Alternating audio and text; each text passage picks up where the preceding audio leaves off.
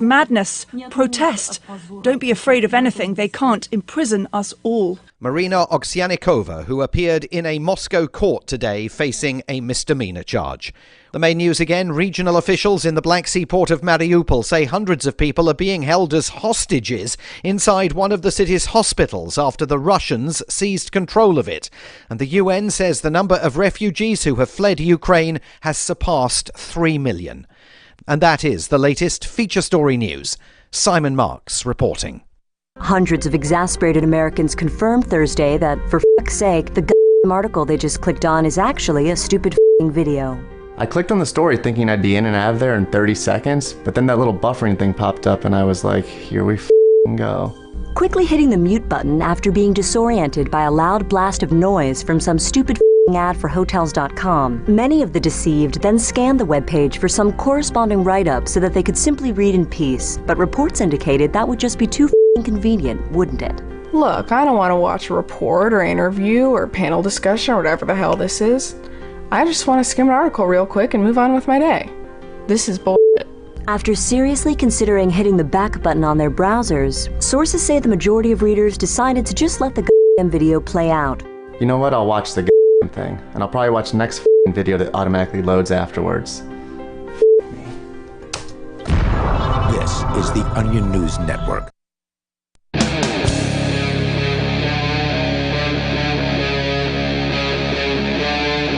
Free Talk Live.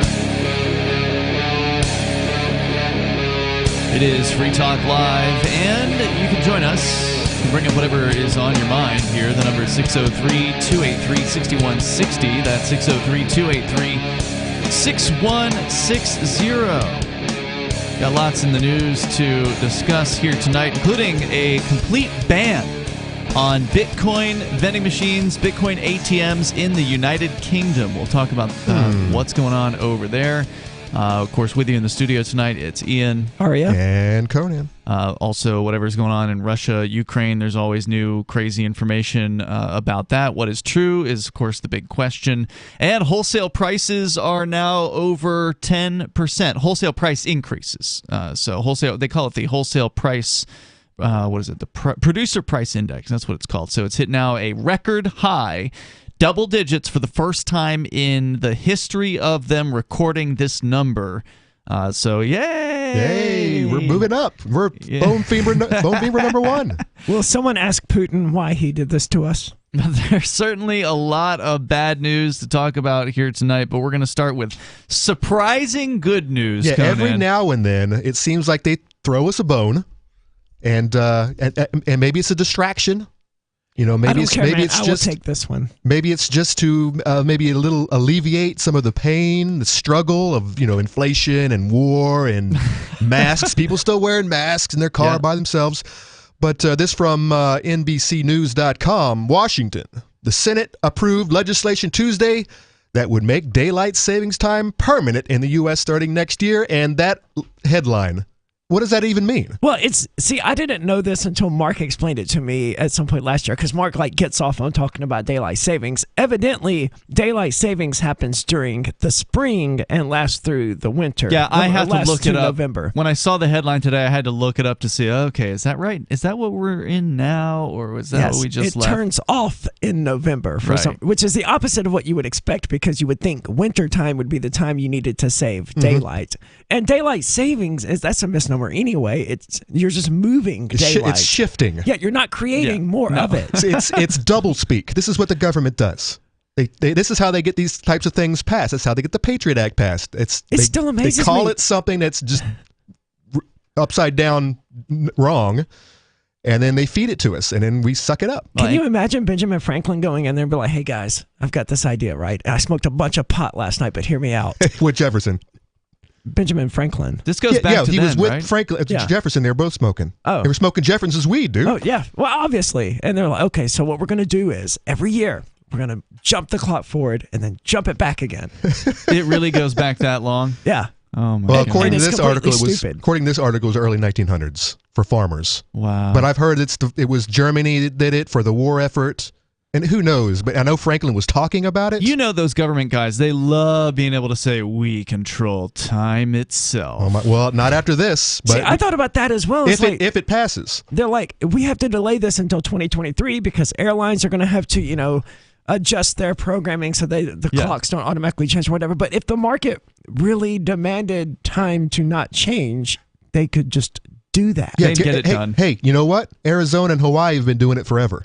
They don't have this nonsense, and planes are coming to and from there, right? Well, you have to do it by state though. Just like Walmart no longer observes daylight savings time, so when they say it's 5 o'clock, it's always 5 o'clock. I don't care if your government says it's 4 o'clock. Walmart has spoken. The only corporations, companies that need to take note are the whoever's controlling the clock on my cell phone. Mm-hmm. And my computer, because all this happens automatically. I don't even notice it, except for one clock in my house, which is my stove clock on my microwave as well. Mm-hmm. And it's 1 hour wrong right now, and I may or might not fix it. It may be 6 months with the wrong time on it, and you remember Y2K, right? And how people were freaking out about what was going to happen on the changeover from 1999 to the year 2000 and what computer systems were going to do. Are they going to all break? Do we need to upgrade all the software? Yeah, the whole world is supposed to blow up. There was a huge freak out over this, and the market handled it. Yep. Yeah. So I think that they're giving the extra year because it's likely the government that's going to have the problem with the switchover. They just don't want to admit it. The bill called the Sunshine Protection Act. Oh, God. was passed by unanimous consent, meaning no senators opposed it. If it isn't enacted, Americans would no longer need to change their clocks twice a year. Quote, we got it past the Senate, and now the clock is ticking to get the job done, so we never have to switch our clocks again, Senator Patty Murray, Democrat of Washington, said on the Senate floor. So I urge my colleagues in the House to act swiftly as the Senate. Let's get this bill on President Biden's desk and deliver more sunshine to Americans across the country. And now what does that even mean? So she's fallen into the trap. Government creates sunshine, obviously. Exactly. So savings.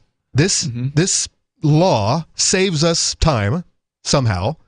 And this lady, Murray, thinks that it's going to create an additional hour during the winter. Well, it does save a little bit of time in that we all spend time changing clocks. Right? Yes. There's some amount Not of time. very much. It took me, like the drive over here, it took me all of 2 seconds to hold in the hour button on my clock to make it skip ahead for an hour. Well, plus I always forget 1 or 2 clocks somewhere, and then I end up and you freak out one day, you see the wrong time. And yeah. Daylight savings time started in the U.S. in 1918 to create more daylight hours during the warmer months. That's when we enacted it. I think Germany was still the first country to try this out, and I thought it would have been around longer. Back in early 1900, back at this time, 1918, the U.S. was in love with Germany and all the crap that they were doing. Just goes to show how long it can take government to undo a terrible idea. Over 100 years. It was extended by 4 weeks starting in 2007. I don't remember that. States are not required to follow daylight savings time. This is the other. This was the other option. It's just like why even put up with this nonsense? Let's just not do it. Let's just do what Arizona did. There were some proposals in New Hampshire about this. Unfortunately, they tied New Hampshire to surrounding states' decisions about it. And so whatever decision New Hampshire state reps were to have made wouldn't have mattered unless Massachusetts and Vermont or Maine, I think it was. Yeah, they were trying to create like an Atlantic time zone or something, correct? Yep. Here's some more quotes. So it never happened. More quotes. It's time for Congress to take up our bipartisan legislation to make daylight savings time permanent and brighten the coldest months with an extra hour of afternoon sun. Senator Sheldon Whitehouse. Is that accurate? Well, I mean, you would have an extra hour in the afternoon. That's true. It would correct. It would be in the but only in the afternoon, but not an extra hour of sunlight throughout the 24-hour period. Right. Okay. But I don't think people get it. Have you seen this meme of it's the Native American, and he's like, only the white man could believe that he could pass a law that would get him one extra, and it was his analogy was only a white man believes that he can cut the top of the blanket off and sew it to the bottom and think he gets a longer blanket. When you say you don't think people get it, what do you mean? People are stupid. People are stupid to think it actually creates an additional hour of sunlight. To be fair, it kind of does, right? You do have 1 23-hour day suddenly. And they all say that this is for the farmers. But you know what the farmers do? They don't follow the clock. They follow the sun. So if it's whenever the rooster starts That's when crowing, they're getting up. That's when they're getting up. They're not looking at the clock, and it's not telling them when to. It's absolutely ridiculous. Yeah, it is so it's not for the ridiculous. farmers. It never was. But you know what? I don't care. They can market this however they want to. It's the smartest, best piece of legislation, the most agreeable piece of legislation that could possibly come out of the government right now. And when you consider just the misery, it's always nice in the fall when you get an extra hour. And here I am been saying it, but it's not though, because last Sunday, then suddenly the sun is setting at 4:30 in the afternoon. He's just saying on that one day when you get the extra hour. Well, at least they do it on Sunday and not like Sunday night, Monday morning. Now that would really screw people up. Oh yeah. Well, there are people that die, right? They have heart attacks and strokes. I think more than anything, accidents. It's car accidents. Yeah. Yeah, because this throws off people's sense of normalcy and. Yeah, it's almost like they did it on purpose. Well, I mean, they did it on purpose, but I don't know if they did it to kill people. I think it was just the government is way better. These are the same people who decided to put fluoride in the water. It was just an ill-advised move, and the fact that the Senate has passed this unanimously suggests that maybe this is actually going to happen now. Yeah, except it's got to go through Biden too. Yeah, but I mean, they can veto override, right? Oh, that's true. They have the numbers. I presume they have such a thing at the federal level. There's more coming up here. 603-283-6160. We'll see how it does in the House. So you can share your thoughts with us as well. It's Free Talk Live. Are you tired of your taxes funding endless occupations around the world? Antiwar.com is run by people who understand that wars abroad become wars at home, wars on our freedoms. Antiwar.com is dedicated to bringing you the latest in news, views, interviews, and reviews from the top movers and shakers in the anti-occupation movement. Antiwar.com has it all, from thorough foreign policy analysis to interviews with whistleblowers who used to run the military-industrial complex. Anti-war, pro-free market. That's antiwar.com. When Monster Hunter International discovers one of Isaac Newton's wardstones being auctioned off, they decide to steal it and use it to destroy the Chaos God once and for all. But a mysterious thief upends their plan, and it soon becomes a race against time as something much older and infinitely more evil awakens in the jungles of South America. Monster Hunter Bloodlines by New York Times bestselling author Larry Correia and Baen Books. Visit monsterhunternation.com for more. I'm a little obsessed with My Magic Mud. Several years ago, I met Jessica Armand, the founder and CEO of My Magic Mud, and I didn't even know my teeth were coffee stained. A week's worth of use convinced me, and now I use it every 3 or 4 days. It's clinically proven to whiten teeth, and I think it cleans better, too. My Magic Mud's available at most local health food stores, Sprouts, Natural Grocers, CVS, Walmart's Natural Beauty Aisle, but I can get it for you for 20% off with coupon code FTL20 at mymagicmud.com. FTL20 mymagicmud.com. Are you tired of governments murdering people around the world? Stop using their money. There is an alternative. Bitcoin is a stateless free market non-political currency. Bitcoin cannot be inflated or controlled by any government. By using their money, you are helping the state. Stop doing it. You have an incredible alternative available now. Learn it, use it, spread it. Get started with Bitcoin at bitcoin.com. That's bitcoin.com. Join liberty-minded voluntarists, anarchists, and libertarians from June 27th through July 3rd for the 6th annual Fork Fest at Rogers Campground in the beautiful White Mountains of New Hampshire. Fork Fest is a fork of the Porcupine Freedom Festival, which sold out for the first time in 2021. Fork Fest takes place the week after PorcFest, but Fork Fest is decentralized, which means that there's no ticket cost and no one is in charge. All you have to do to join the fun is reserve your camping site, RV site, or motel room with Rogers Campground for June 27th through July 3rd. There's no better place to celebrate Independence Day than around other freedom-loving activists in the Shire. You can find out more at the unofficial website, forkfest.party. You can also connect with other attendees on the Forkfest Telegram and Matrix chat rooms, as well as the Forkfest Forum. You can find links to those at forkfest.party. We hope to see you there. Forkfest.party. What if you want to hear the latest episode of Free Talk Live, but all you have is your phone, you forgot to download our archive, and you have no data connection? You can call our Listen line at 641-793-0191. That's a long-distance number, so you may incur charges. If not, listen as long as you want. 641-793-0191. The Free Talk Live listen line, 641-793-0191. There are basically two types of advertising, direct response and branding. Radio's great for direct response with its low cost to listener ratio, but audio can't be beat for branding, which is a longer-term endeavor. You want to be the first thing that someone thinks of when they think about your product or service. If you have a local business that you want kept top of mind in your community, call the station. If you need national reach, Free Talk Live's got around 200 radio stations, millions of monthly listening sessions, can suit all budgets, and if we don't think we're right for you, we'll tell you. Email me, mark@freetalklive.com. You can stick it to the man and big tech. Join our FTL social mastodon at social.freetalklive.com.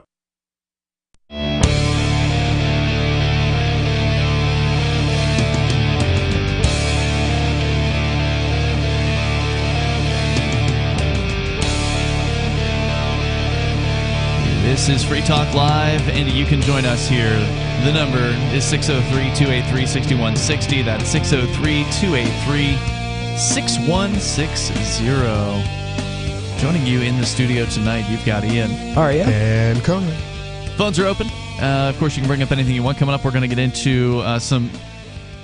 Once again, Elon Musk, apparently. We talked about him last night, and Aria, you've got something else that he said that has... He's hard not to talk about because he is a character. Caught your attention. He's a troll. We'll get into that. He's becoming the richest troll. More and more a troll than ever. You know, if you've got a ton of money, he's always been a troll, man. You might as well troll everybody, right? I mean, if he's legit, if you even trust the guy. What is a legit troll? Well, no, if he's legit and actually he means all these things that he's talking, because the Liberty Movement, I know a lot of guys. I know who love this dude, and I'm like, man, you got to be careful. I'm thinking, I straight up think he's good cop, bad cop. He is the good cop to Bill Gates' bad cop, or Fauci's bad cop. I find that more plausible than I do, because I see the same libertarians, right, praising this guy as a hero when he's not. Yeah, I mean, have you seen his tweets when it comes to China and whatnot? On China's platforms, he's all like, "Your good guys are good to go. I like what you're doing," and it's like, wow, man. I mean, who do you really whose game are you really playing? It's a good question. Well, we're gonna make some money. Yeah. There you go. That's what he worships. Now, I do like capitalists. so in that respect, he's only somewhat of a capitalist, right? Most of his wealth comes from, sucking off the government and getting money from other corporations because of the government. Now, so he thinks he's the hero of his own simulation. Aren't we all? No, to him, we're all NPCs. We're all part of the game. He is the hero. I'm the hero in my simulation, and he's just an NPC in my simulation. Has he said something like that? His ex said that about him. That this is what he believes. That's true for everyone. No, it's not. You don't think you're the hero in your own universe? No, I think we're all NPCs, and this is a simulation to break us out of. This is a humanizing simulation. Hold on. You don't believe in your own autonomy? Oh yeah, and whether I'm a sovereign and that I have control over my actions, even though it's a simulation and it's all code. Yeah. Yes, I do believe that. Okay, but I don't believe I'm the hero. Then you're not an NPC. I don't believe that I'm the God King of this universe. Well, there's a difference between a player character and like the chosen one, right? Okay, so all right, so let's step back. I do not, and I absolutely do not believe that I am the chosen one of this universe, and I don't believe either you two are either. I don't believe the universe has a chosen one. Well, of course it does. It's Elon Musk. I could see why someone, who bought their own press and was totally given into ego would walk away under the delusion that they were the hero within their universe. I just don't agree. I think player character in my universe, sure, but hero? All right, here's what it is. All right, so simulation, we're all NPCs. Every single one of us. But we are, by definition, not NPCs because we have autonomy. That's what makes the NPC Are the you NPC. making choices or not? We don't all have the same level of enlightenment. That's the whole point of the simulation, to break out of it, to break out of the matrix.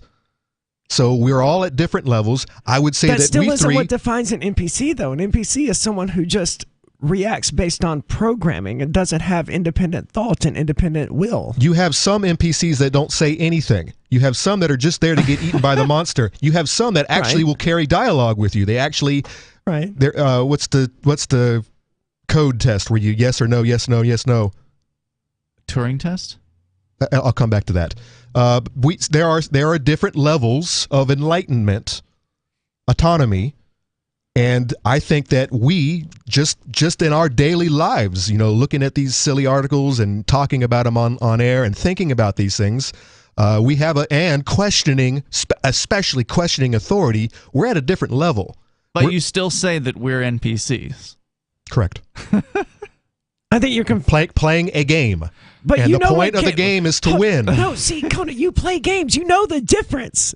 If you're playing the game, you are a player character, not a non-player character. That's what NPC stands for. Thank you, yes. Yeah. Is non-player character. All right, well. You can't be a player while being a non-player character. I think the whole point is to gain absolute 100% control, and then you become the player character. But if you can't control every aspect, if you can't stop bullets with your mind, you're not there yet. Okay, so you need your avatar that exists within the simulation to develop superpowers? To control it, yes. But that doesn't help the person who exists. Is there someone outside of the simulation that is controlling this avatar? Good question. Are we strapped in to cubicles, our little cubes, our mucus cubes, or whatever that was? It would have to be. Otherwise, there's nothing there to give us autonomy. Otherwise, we are just programs. But can't a program learn? It can. If it's programmed to learn, it can. If it's not programmed to learn, then it can't. Can an AI learn? It starts with just ones and zeros, and then before you know it, it's having a conversation. It's not with you. Is it programmed to learn?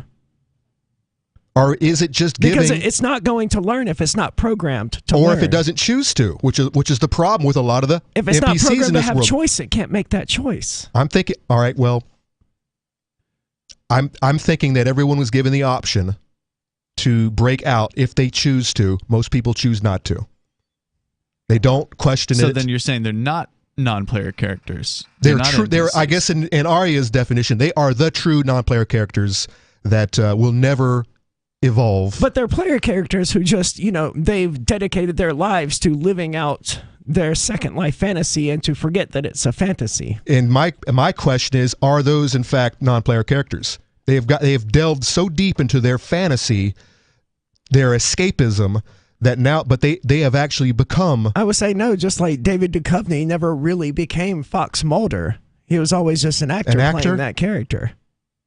Yeah, but he went. I'm not thinking that he even if he had his girlfriend call him Fox when he was at the house, not acting anymore. Let's assume that he did, though. Let's assume he went all in, and for the rest of his life, people just called him Fox Mulder. Well, he lost autonomy. He didn't become Fox Mulder, though. He became David Duchovny, who lost his mind and became convinced he was Fox Mulder. What are we talking about? He didn't suddenly become an FBI agent hunting aliens, right?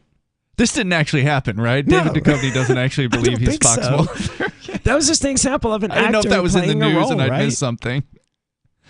Well, I mean, these people are just actors who are playing a role, and they've played it so long, so well, that they've forgotten that they're playing a role. That doesn't stop them from being actors playing a role. Some actors do that. They become weird, and the next thing you know, they're David Duchovny, right? Well, probably the better example is the Joker guy, Leto.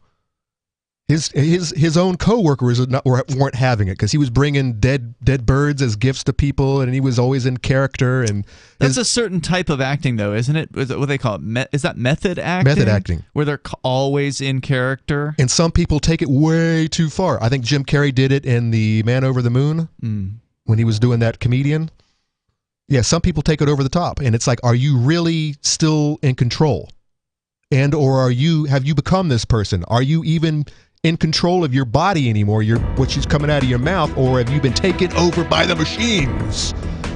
So what is a by the code? character? This went in a very interesting direction. If you want to share your thoughts with us here, what do you think about what Conan's saying? Is everybody a non-player character until they can break out of it? Did I understand that correctly, Conan? Yeah. All right, the number here is 603-283-6160. You can join the show if you can choose to call in. This is Free Talk Live. Free Talk Live's video archives have been on LBRY for years. LBRY is an uncensorable, decentralized, blockchain-based media sharing protocol, and we're big fans of it here on Free Talk Live. In 2020, LBRY launched Odysee, a video sharing website to compete with YouTube, and it's really taking off. Now with over 1 million channels, many of whom are disaffected YouTube creators. During YouTube's crackdown for not towing the government line on COVID, the Free Talk Live YouTube channel started receiving strikes and could be completely taken down at any moment. Thankfully, Odysee started offering live streaming, so we're now streaming live every night and posting our video archives permanently to Odysee. You can watch live or anytime on our Odysee channel by visiting video.freetalklive.com. If you want to go all in, download the desktop app at lbry.com, and then every video archive you watch, you'll help seed and keep it online forever. At minimum, we ask you visit video.freetalklive.com and follow us on Odysee today. video.freetalklive.com. From Feature Story News in Washington, I'm Simon Marks. Regional officials in the Black Sea port of Mariupol say hundreds of people are being held effectively as hostages inside one of the city's hospitals after Russian forces seized control of it. They say more than 2,400 people in the city have died since the Russian invasion began, but thousands of civilians have now successfully evacuated after a humanitarian corridor was allowed to function over the last 24 hours. The Russians were hit with more US sanctions today, but responded by themselves, sanctioning top American officials. FSN's Giles Gibson is reporting from our bureau in Latvia, outside the reach of the Kremlin's reporting restrictions. It's a very, very long list. You've got Joe Biden, the US president, the US Secretary of State, Antony Blinken, the Defense Secretary, the National Security Advisor at the White House, even the Press Secretary. The Russian authorities are saying that this is an inevitable consequence of extremely Russophobic course taken by the US administration. In terms of what sort of effects this is going to have, I think it's going to be pretty limited because basically this is an entry ban. So these people on this list will not be allowed into the Russian Federation. And indeed, at the White House, Press Secretary Jen Psaki laughed the Russian sanctions off. I would first note that President Biden is a junior. So they may have sanctioned his dad. May he rest in peace. The second piece I would say is that won't surprise any of you that none of us are planning tourist trips to Russia. None of us have bank accounts that we won't be able to access, so we will forge ahead. She also announced that President Biden will head to Europe next week to take part in a special NATO summit in Brussels.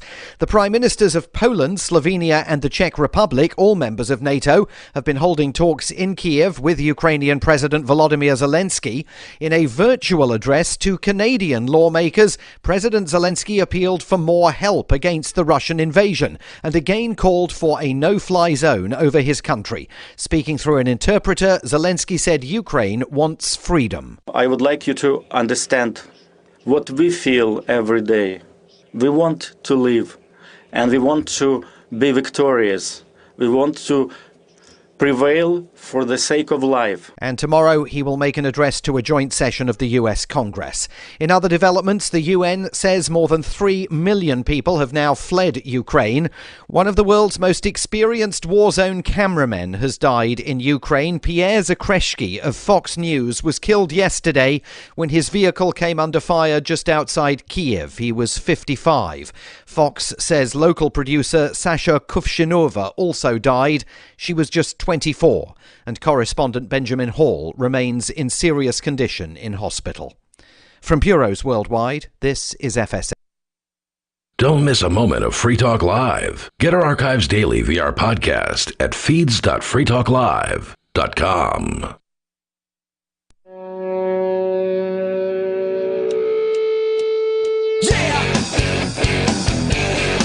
It's Free Talk Live. You can join the show here. Just dial in at 603-283-6160. That's 603-283-6160. Whether you want to talk about daylight saving time or NPCs, the non-player character, we're getting deep into Conan's beliefs about the universe / Let's not call them beliefs. Let's just say that I'm throwing noodles at the wall to see what sticks. Theories that you're highly interested in? It's so weird out there. I'm trying to understand why people are so stinking weird. Why people are still wearing masks alone in their car. What is that? Oh, dude, it's so simple. people are stupid. Yeah, why? That's it. That's all there is. But how have we gotten to where we're at? Government. They run the schools. But, I mean, was it always like this? I mean, or the is this a new average thing? person... Because these are old people. These are boomers. You got to remember, like, evolutionarily, the stupid people would have died, right? Because they wouldn't have listened when they were told to wash their hands before they eat or stuff like that. What you're saying is we haven't had a good war in a while? No, suddenly we have warning labels and too many ways of keeping stupid people alive, right? Like seatbelts, airbags, helmets, all of these other things that, are a good idea, but stupid people wouldn't do them if they weren't told to do them. Like, don't blow dry your hair while taking a shower, things like that.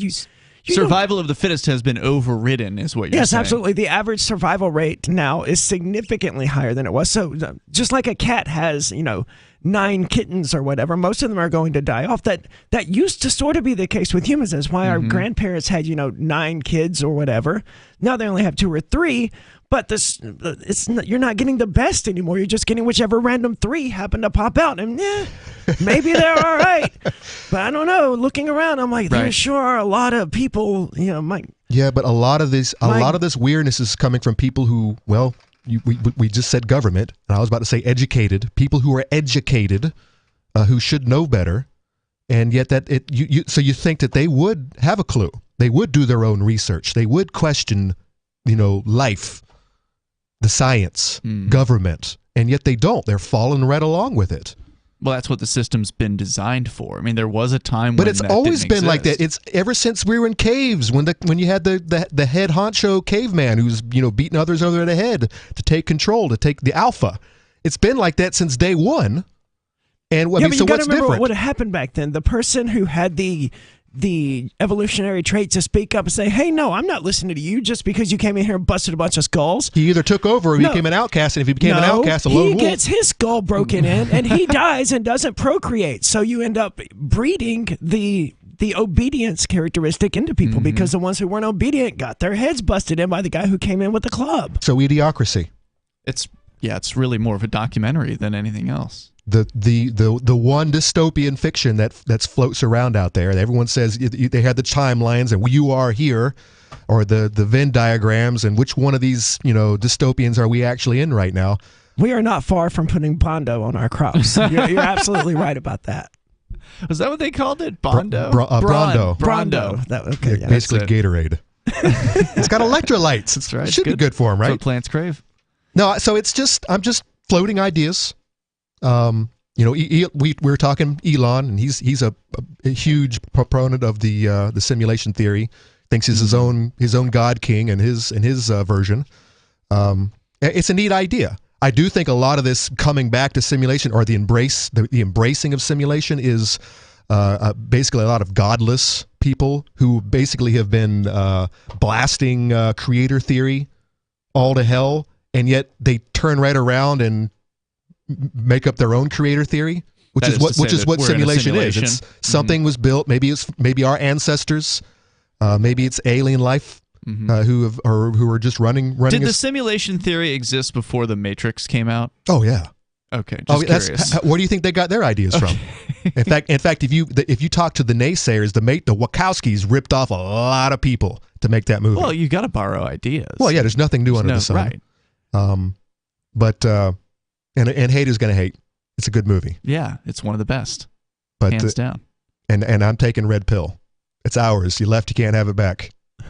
Supposedly, it's a trans thing. No, we actually got into that a few months ago when the movie came out back in December, and they had said, Ari, if I recall correctly, one of the Wachowskis, the one of them was like gone silent, and then there's the one that did the directing of this movie. She said it was all about the train scene, the subway scene. That was her scene, and the whole movie is about that scene where she was wanting to commit suicide or something back in the day, and she was standing on the tracks, and I haven't heard anything about that. She said, according to what Aria's you found, was that she didn't purposely put anything in there that was per se trans related. Yeah, there's this huge mythology that all of the movies are just trans allegories, right? Or allegories. Yeah, and that's simply not true. All the headlines say that, but when you look to what the Wachowski sisters actually said, one of them said something to the effect of, "We actually don't know what in there is about being trans and what isn't. I mean, we were just creating art. So yeah, it could have been something subconscious, but that would have been the most that. And then of course, there was the Switch character that was chosen. That was brought up. That was an intended removal from their original concept. Right, it was going to be a trans character, but then or someone who just role played as the opposite sex, the opposite gender. And actually, that would have been pretty cool if it had gone. Actually, it was 1999. I don't know why it didn't happen. I think that was a neat idea. I said, when we watched it, I was in the military. Half of my buddies were all playing EverQuest. Half of them were playing women characters. Yeah, and so that came out, and we're all like, that made complete sense. I'm surrounded by you guys.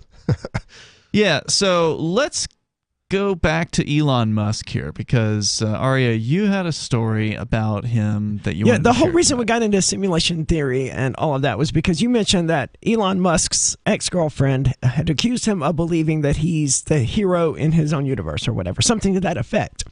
Well, she's in the news again, evidently, because now she's dating Chelsea Manning. And I've got to say, based on the pictures here, good for Chelsea Manning. This chick's pretty hot, right?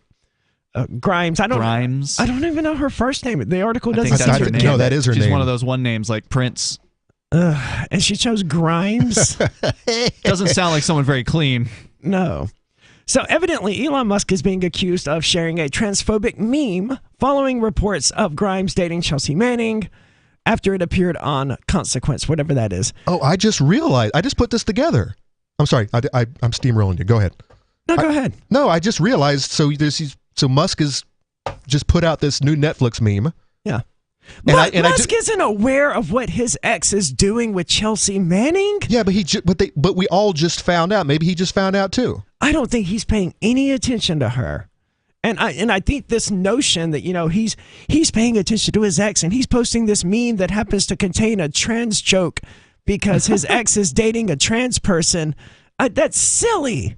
I don't know, but I just realized it, and he is a distraction. Well, whatever you believe about him or not, he's definitely a distraction.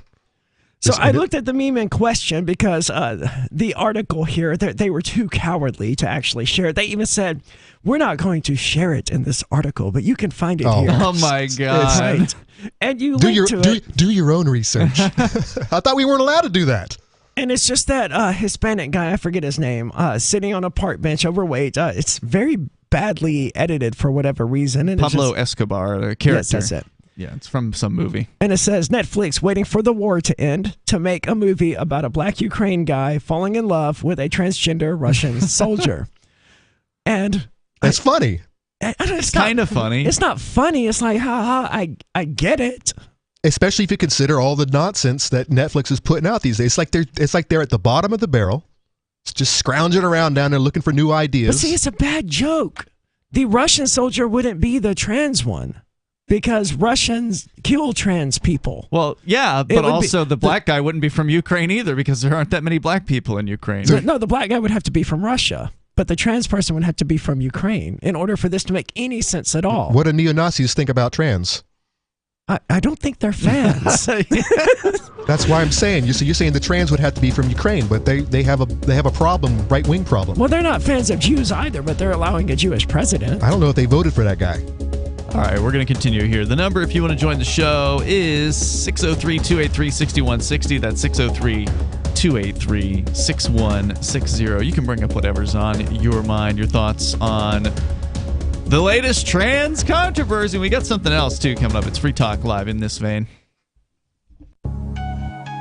A congressman recently revealed that legislation totaling 2,900 pages and involving more than $1 trillion was available to members of Congress for less than 48 hours to study and consider. That's over 60 pages of legislation per hour. Do you think anyone read the entire bill? I'm Jim Babka with DownsizeDC.org. Consider a proposal buried in a 3,200-page, $388 billion bill, which would have empowered committee chairmen or their agents to examine Americans' tax returns. When this horrible provision came to light, no one claimed to know how it got into the bill. One congressman questioned said, "I didn't write it, I didn't approve it, I wasn't even consulted." If your attorney represented you this way, he might be disbarred. But this is how Congress represents you every day. That's why DownsizeDC.org has created the Read the Bills Act. You can force Congress to read their bills before they pass them at DownsizeDC.org. libertyorientedpeople.org. Looking for a great real estate investment? Consider New Hampshire, which is ground zero for the Liberty Movement. Your first call should be to Mark Worden from Porcupine Real Estate. He's more than just a real estate agent. He's your New Hampshire concierge. Where are the best places to live? Do you want farm, city, the burbs, or forest? Do you want a duplex or multifamily building so that renters pay your mortgage? There are homes in all price ranges in New Hampshire, and Mark can help with financing too. Invest in Liberty and property. Mark Worden can help. PorcupineRealEstate.com. Tired of cancel culture? Sick of mega tech corporations holding an axe over your head? Join the LRN.FM Matrix chat server. It's self-hosted, so no one else can tell us what to do or say. Don't like the existing channels? You can make your own. You can even connect into some of our channels from other Matrix servers. It's federated. For the full LRN.FM Matrix experience, though, you should join our server via the step-by-step instructions at chat.lrn.fm. Chat.lrn.fm. Why did you move to the Shire? I moved here to the Shire because there's other people around who take liberty just as seriously as I do. I moved to the Shire because I saw videos of people challenging authority and thought that I could get support myself. It called to me, like, do this, right now. I wanted to be around people like me who got it, and once I got here, I knew there was nowhere else that I wanted to be. I've always wanted to change the world, so I moved to the Shire to join people who were actually working towards doing the same thing. The people here are awesome, loving, and positive. It was for the adventure and for the feeling of something important is happening here, and I just wanted to come to sort of be part of that. Visit ShireSociety.com to read and sign the Shire Society Declaration and learn the reasons why, if you love liberty, you should immigrate to the Shire. Plus, connect with others via the forum at ShireSociety.com. That's ShireSociety.com. If you want to know the latest about Free Talk Live before we go on the air, all you need to decide is how you want it delivered. It's your choice. Visit news.freetalklive.com to receive our usually weekly news updates by email. Plus, we have a Twitter account at twitter.freetalklive.com, and you can follow us on the decentralized Mastodon platform at toot.freetalklive.com. So please follow us at toot.freetalklive.com and sign up for our emails at news.freetalklive.com. So you've signed the Shire Society Declaration and are planning your move to New Hampshire to be around more liberty-oriented people. Next, sign up for the Shire Society Forum at forum.shiresociety.com. There are a bunch of people there who are already in the Shire, and they want to meet you. If you're already in the Shire physically, you should also come by the forums. Remember, not everyone uses Facebook. New people are signing up for the Shire Society Forum every month, so drop in and say hello at forum.shiresociety.com. We're still not sure why you'd want to watch, but our video feed is streaming nightly for free at cam.freetalklive.com.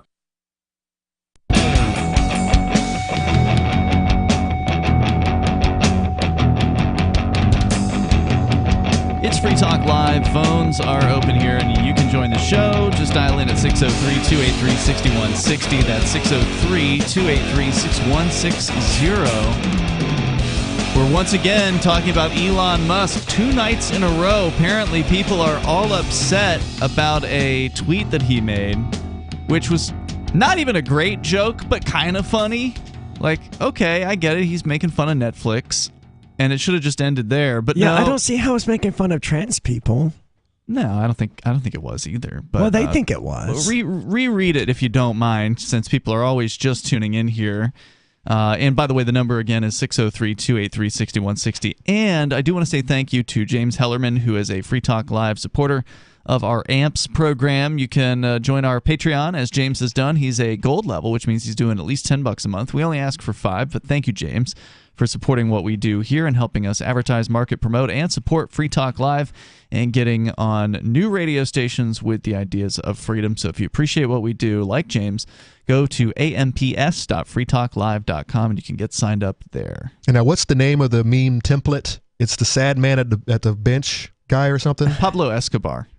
So it's a guy sitting at a bench. Some sort of movie. I think it's like some kind of movie from, about Pablo Escobar, and he looks sad. He's very sad, and he's sitting there, and he's, waiting for something, waiting to die, waiting for the ship to get there. Who knows? But I don't know.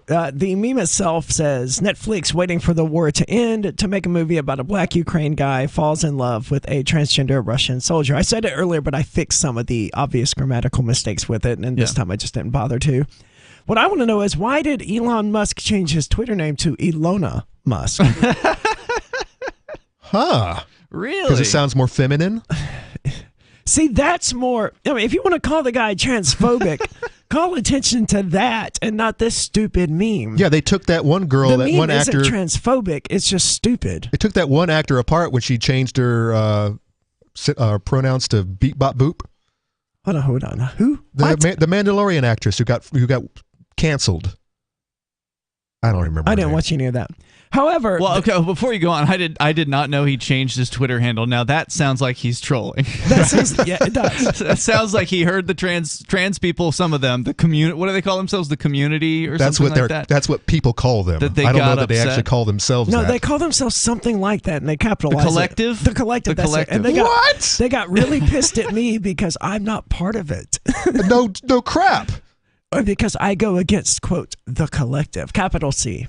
Obviously. Yeah, so he caught wind that the collective was angry, so he changed his name to Elona Musk, I think. I think I would have too if I knew they were calling themselves a collective. That's horrible. I think that's probably the case as well. However, previously to this, he apparently was transphobic when he said in 2020 on Twitter, just pronouns suck. That's all he said. Pronouns suck. And somehow that's transphobic. Is your trans identity so tied to what pronouns people use for you that anyone even talking about the word pronouns negatively is transphobic? I don't understand. Imagine just sitting around and waiting for someone to say something to upset you, right? Like, move on. That's what these people seem to do. I mean, any mention of trans people on Twitter or Facebook or something like that is going to get whoever mentions them called transphobic. You know what? I'm just going to go there. We need a good war. We really do. We need something for people to fight, something to take their minds off of these little trivial microaggressions. That's what the problem is. They need real aggressions. They need real aggressors and aggression. Something that I don't know if I agree with that. Yeah, it sounds like a really bad plan, Conan. I don't know what else to do, man. There's nothing you can do. I mean, this is the world that we have found ourselves in. And the world that we've created. I didn't create this world. We're a part of it. Well, that doesn't mean we consented. We're still playing the game, and we haven't woke up yet. We haven't escaped yet. Have you tried eating the silica pack? They tell me that's how it really works. And the lead paints. If you mix the lead paint with the silica pack, you're good to go. Kids, don't try this at home. You're gonna wake right up. All right. So, what else do we need to know, Aria, about this? That's pretty much it on that one. People are mad. They're mad. They're always trans mad. people. Some trans people mad. What percentage of trans people are like all not of them insane? except Aria? Yeah, like are in your camp, Aria? Yeah. So how many are actually good to go sane? Because you're the only trans I know. You mean like I know a lot of gay dudes. Not part of the collective. Not frothing at the mouth. I may know of 3. Like that's a pretty around that's the a pretty planet. good Around number. the planet, yeah. Around the planet. Most though. of them through internet. I mean, do you know any other trans people? I know one trans person. Here. Like have regular conversations with and consider a friend? No. Yeah. See, I know a few. One of them completely crazy. I know one who moved here for the Free State Project, who Renee and I met at a party once. We're very kind to. We were some of the only people that actually took the time to hang out with this person and speak with her. And then she proceeded to turn against the Free State Project and wrote hit piece articles, including me, about how bad of a person I am. That's terrible. Yeah. One I know is a hardcore leftist, totally crazy. The other one is totalitarian, but leaning toward right totalitarianism. So that's a weird cookie by itself, right? Yeah. Like she's not a leftist any longer, but she's becoming more and more like a Nazi. Oh boy, which is that's weird. Scary. And that's it for the trans people that I personally know. The rest of them are all on Online social people. media. Yeah. And, I tend toward people who are these hardcore leftist trans people. They don't remain friends with me long on Facebook because I'm like, oh my God, how can you say that? I know. You have a different opinion. You sound just like Dave Chappelle. Well, At the moment, I'm told that the trans LGBTQ liberty community is mad at me because of stuff I said in June when I talked about Pride Month and how you can't say, you're born gay and then take pride in that, because then you're just taking pride in the circumstances of your birth, which is stupid. Mm-hmm. You're not taking pride in accomplishing anything or doing anything. Mm-hmm. You're taking pride that, hey, look, guys, I'm proud that I was born this way. That's nothing to be proud of. Sure. Yeah, it's like any history month, any color history month, whether it be Jewish or black. You might as well be claiming white pride at that point. You didn't do anything to be white. You're just white. Yeah. And they got It's not an accomplishment. It's not your accomplishment. It's someone else's. And let me tell you, the trans people got really upset when I compared being gay and having gay pride to white pride. Ooh, wow. They were not happy about that. But it's exactly the same, right? Sure. Like, imagine me being proud that I'm 6 feet tall. I didn't do anything to be 6 feet tall. That's just how it happened, right? Right. And that's the argument they make about being gay and being trans and all these other things. That's a great point. I don't think I've ever heard anybody mention that before. That's a really good one. Thank you. Yeah. They don't care for that particular point. Well, it makes them look like egotistical maniacs. Yeah, well, right. It calls out it calls out the truth. You say, why are you who you are? Is it because you want that trophy on the wall? Is it a trophy, or is it actually who you are? No, it's just a participation trophy. Yeah. And that's the issue with so many of them. That's why they want to take pride in it. Because if you were to ask me, like, name 10 things about yourself, being trans wouldn't make the top 10 of those lists. But for all of these trans people, like, I know this one kid who was a video game streamer, involved in all sorts of charities, just doing awesome things, and suddenly came out as trans. And that's all this person's existence is focused on now. For like the last year, it's just trans crap. It's like, dude, girl, you used to have a personality. What happened to that? You used to be someone that I could respect. Wow. And now you're just this garbage person whose only defining characteristic is being trans. But maybe she's now defining herself as a pro-Ukraine trans person, because now there's this whole thing about like people who've completely made Ukraine and supporting Ukraine their entire personality, and that's what they're all about. Yeah. Because that's like the new thing, right? Now it's not so cool to be all masky COVID. It's the new mask. Now you got to be all in with the Ukraine. Yeah, instead of wearing a mask in your profile picture, you got to have it blue and gold. Yeah, you got to get some new clothing. The only difference this time around is they got the righty-tighties on their side too this time. Whereas before, but now they're Nazi sympathizers, and we get to call them Nazi sympathizers. So all of these Ukrainian supporters now just start calling them, okay, Nazi sympathizer. Yeah. You're a Nazi sympathizer. I'm talking about right-wingers who are all about. They're Nazi sympathizers too. If you're on Ukraine's side in this, you are a Nazi sympathizer. Oh, that get you on both fronts. I don't care, man. Screw them. I'm right. Well, so apparently, speaking of the Nazis and Putin, who claims he's trying to denazify Ukraine, Elon Musk has posted, I see you're a tough negotiator. Okay, you can have 10% more pay-per-view money. And then he's got an image of Putin riding bare-chested on the back of a bear. Have you seen that? It's an edited image. I have. That was from like 2011 it's old. It's an old meme. or something. Yeah, it's old, but it's still hilarious to see. So, and Elon has the flamethrower. And did you cover the hand-to-hand combat? We talked about it briefly, but there's so much to say about it, man. Well, let's talk about it, because I don't know anything about it, except that he wants to fight Putin hand-to-hand combat. Yeah. No, he wants to get murdered by Putin. He would. Absolutely. The number here is 603-283-6160. You can join us, and coming up, more about a Christian teacher being fired. We'll tell you for what on the way. It's Free Talk Live. There are lots of ways to listen to Free Talk Live. Our podcast has been around since podcasts began, and now the FTL feed is loaded with content besides our full show archives. Did you know that we make it easy for you to customize your podcast subscriptions? We have different feeds, one that includes only our full shows, one with just the Daily Digest, and our main feed that includes everything. You decide what you listen to. It's quick and easy to customize your feeds at feeds.freetalklive.com. That's feeds.freetalklive.com. Do you feel like your nation, state, or community no longer holds your values? Have you dreamt of a place where people agree that liberty is important and are free to pursue their projects so long as they respect the property of others? There are many people just like you that are discovering freeprivatecities.com. Their social media links are at the upper right of the page at freeprivatecities.com. All skill levels will be needed when the first of the Free Private Cities opens. It's sooner than you think. Stop arguing and build. freeprivatecities.com. The new 4th edition of Healing Our World, The Compassion of Libertarianism, will take your understanding of liberty to a deeper level and has over 1,300 updated references, new cartoons, and a foreword by Dr. Ron Paul. With discounts for multiple book purchases, the 4th edition of Healing Our World is a great gift for the liberals, pragmatists, environmentalists, and Christians in your life who think libertarianism is cold-hearted. Get yours today at healing.freetalklive.com and use promo code FTL for a $5 discount.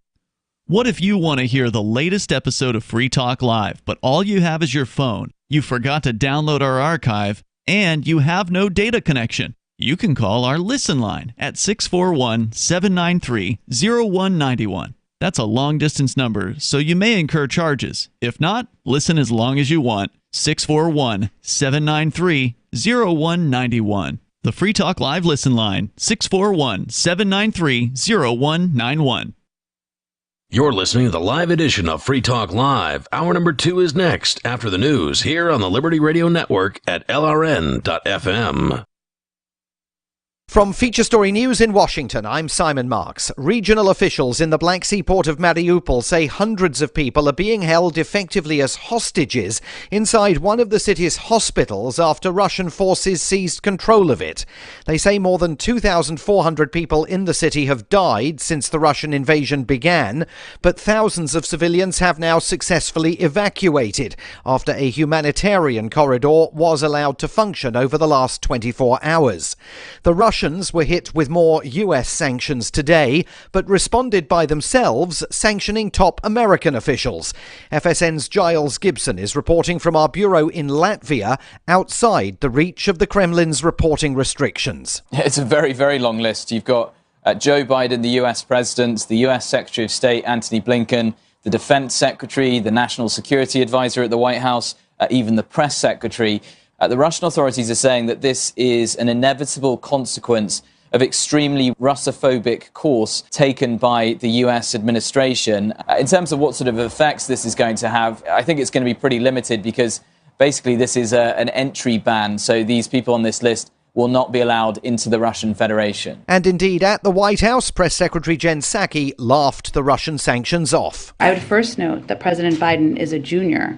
So they may have sanctioned his dad. May he rest in peace. The second piece I would say is that won't surprise any of you that none of us are planning tourist trips to Russia. None of us have bank accounts that we won't be able to access, so we will forge ahead. She also announced that President Biden will head to Europe next week to take part in a special NATO summit in Brussels. The Prime Ministers of Poland, Slovenia and the Czech Republic, all members of NATO, have been holding talks in Kiev with Ukrainian President Volodymyr Zelensky. In a virtual address to Canadian lawmakers, President Zelensky appealed for more help against the Russian invasion and again called for a no-fly zone over his country. Speaking through an interpreter, Zelensky said Ukraine wants freedom. I would like you to understand what we feel every day. We want to live and we want to be victorious.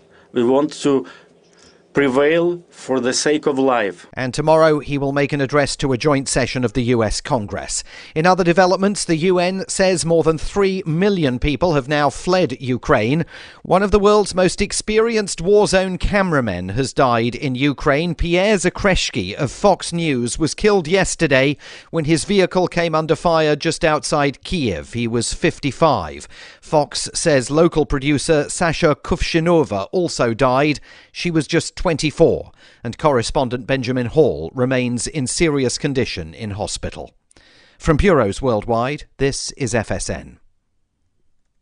With FSN Spotlight, I'm Simon Marks. Today, the astonishing courage of a Russian television producer who on Monday night interrupted the nightly news on Russian state TV.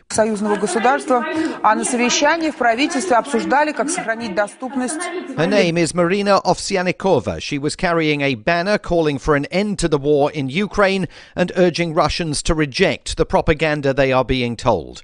Knowing she would be arrested, she left a pre-recorded message message for the world on social media. My father is Ukrainian, my mother is Russian, and they have never been enemies. The necklace around my neck is a symbol for Russia needing to stop this fratricidal war immediately, and we could still make peace. Regrettably, for the last few years, I worked on Channel 1 and worked on Kremlin propaganda. I am very ashamed of this right now. Ashamed that I allowed lies to be told from the television screen. Ashamed that I allowed the zombification of the Russian people. We were silent in 2014 when this was just beginning. We did not protest when the Kremlin poisoned Navalny. We just, without saying a word, watched this anti-human regime. And now the whole world has turned away from us, and the next 10 generations won't clean themselves from the stain of this fratricidal war. We are Russian people who think, who are smart. It's only in our power to stop all this madness. Protest. Don't be afraid of anything. They can't imprison us all. Marina Oksyanikova, who appeared in a Moscow court today facing a misdemeanor charge. The main news again, regional officials in the Black Sea port of Mariupol say hundreds of people are being held as hostages inside one of the city's hospitals after the Russians seized control of it. And the UN says the number of refugees who have fled Ukraine has surpassed 3 million. And that is the latest feature story news. Simon Marks reporting. Like many young inner-city students, Chicago area high school sophomore Brandy Perkins struggles every day to motivate her teachers. The frustrated 16-year-old talked to Onion reporters this morning to discuss the challenges she faces in reaching out to her underperforming educators. Connecting with the teachers gets harder and harder every year. We all come in every morning eager to learn, but most of the teachers just seem completely uninterested in education. One of my teachers, Miss Manley, has been particularly hard to work with. She was quiet at first, but she showed some potential. I thought maybe she just needed a little time to come out of her shell, but as the weeks went by, she just sat there listlessly at her desk, never talking or participating. It just makes you feel so helpless. For more on this story, check this week's Onion Review. This is the Onion News Network.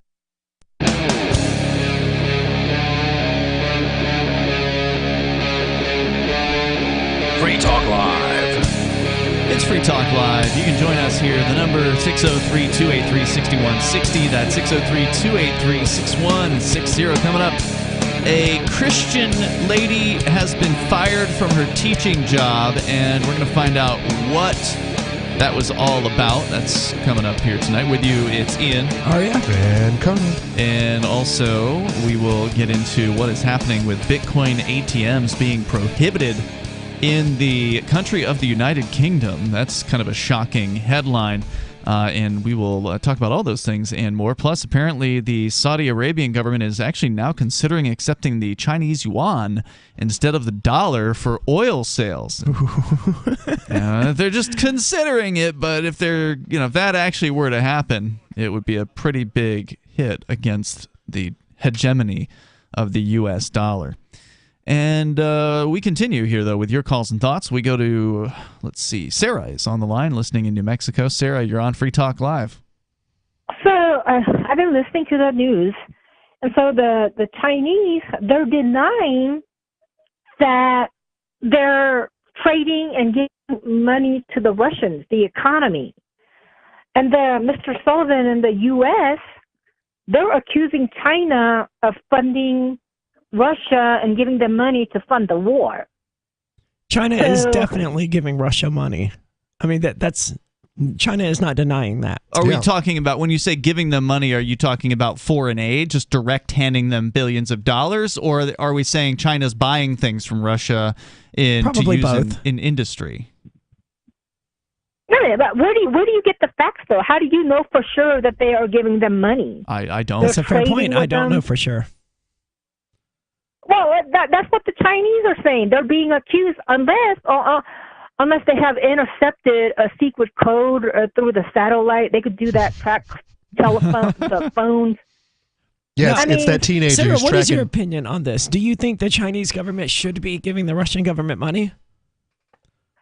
Well, my opinion, as I'm very convinced that they are doing it because they were at the Olympics. They were all chummed out with each other. The Xi Jinping, the Chinese president, they opened up the Olympics together. I mean, and he is part of the Communist Party. I mean, they're out. Everybody knows that. Are you saying that the communist government is lying?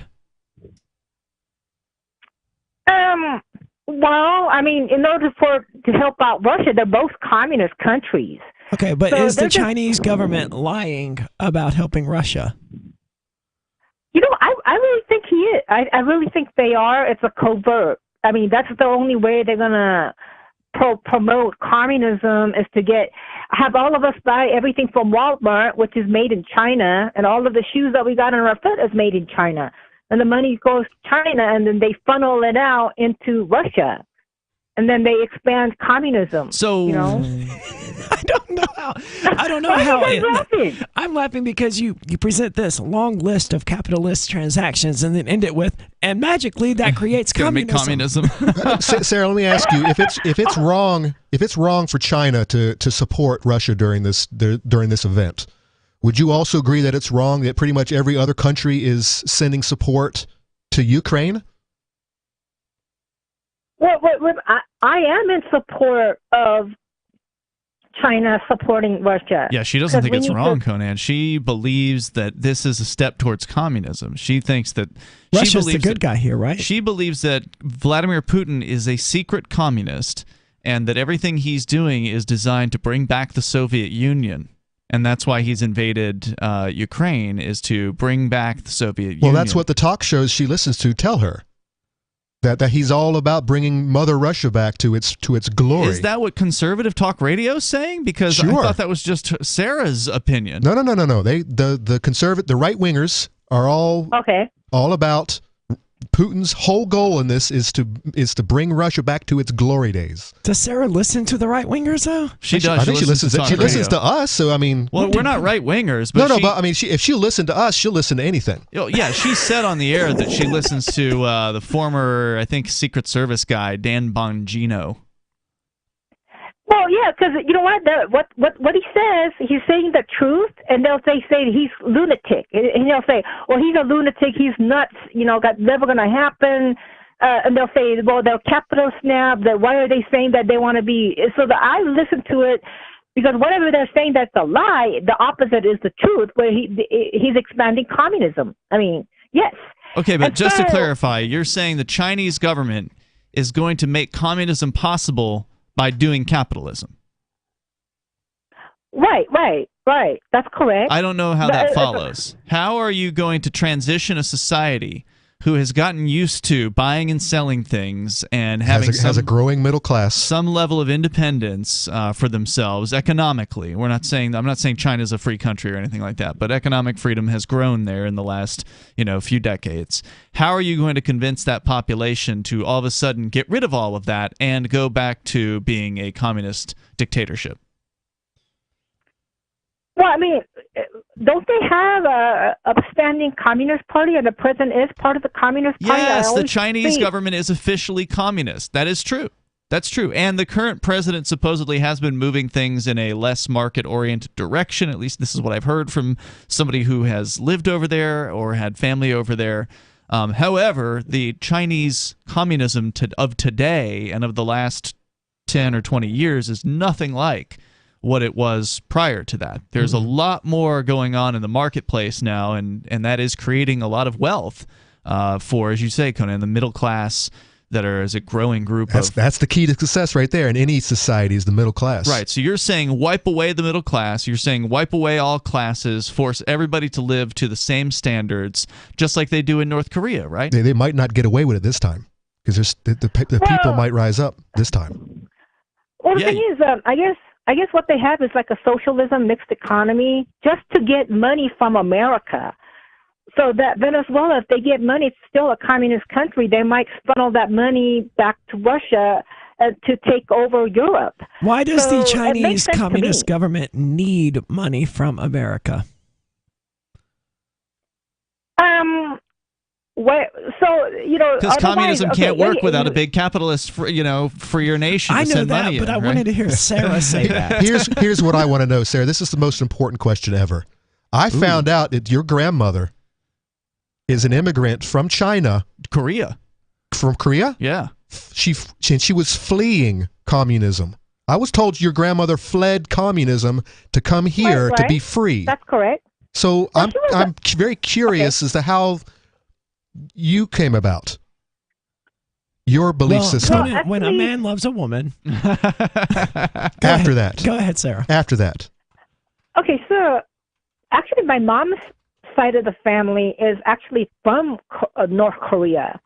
So my great-great-grandmother on my mom's side was North Korean, and I guess she was wealthy. I mean, from a wealthy family or something. She was, and so then they felt like they had to run to South. That's what they were taught. So she can keep her money? So that's what they did.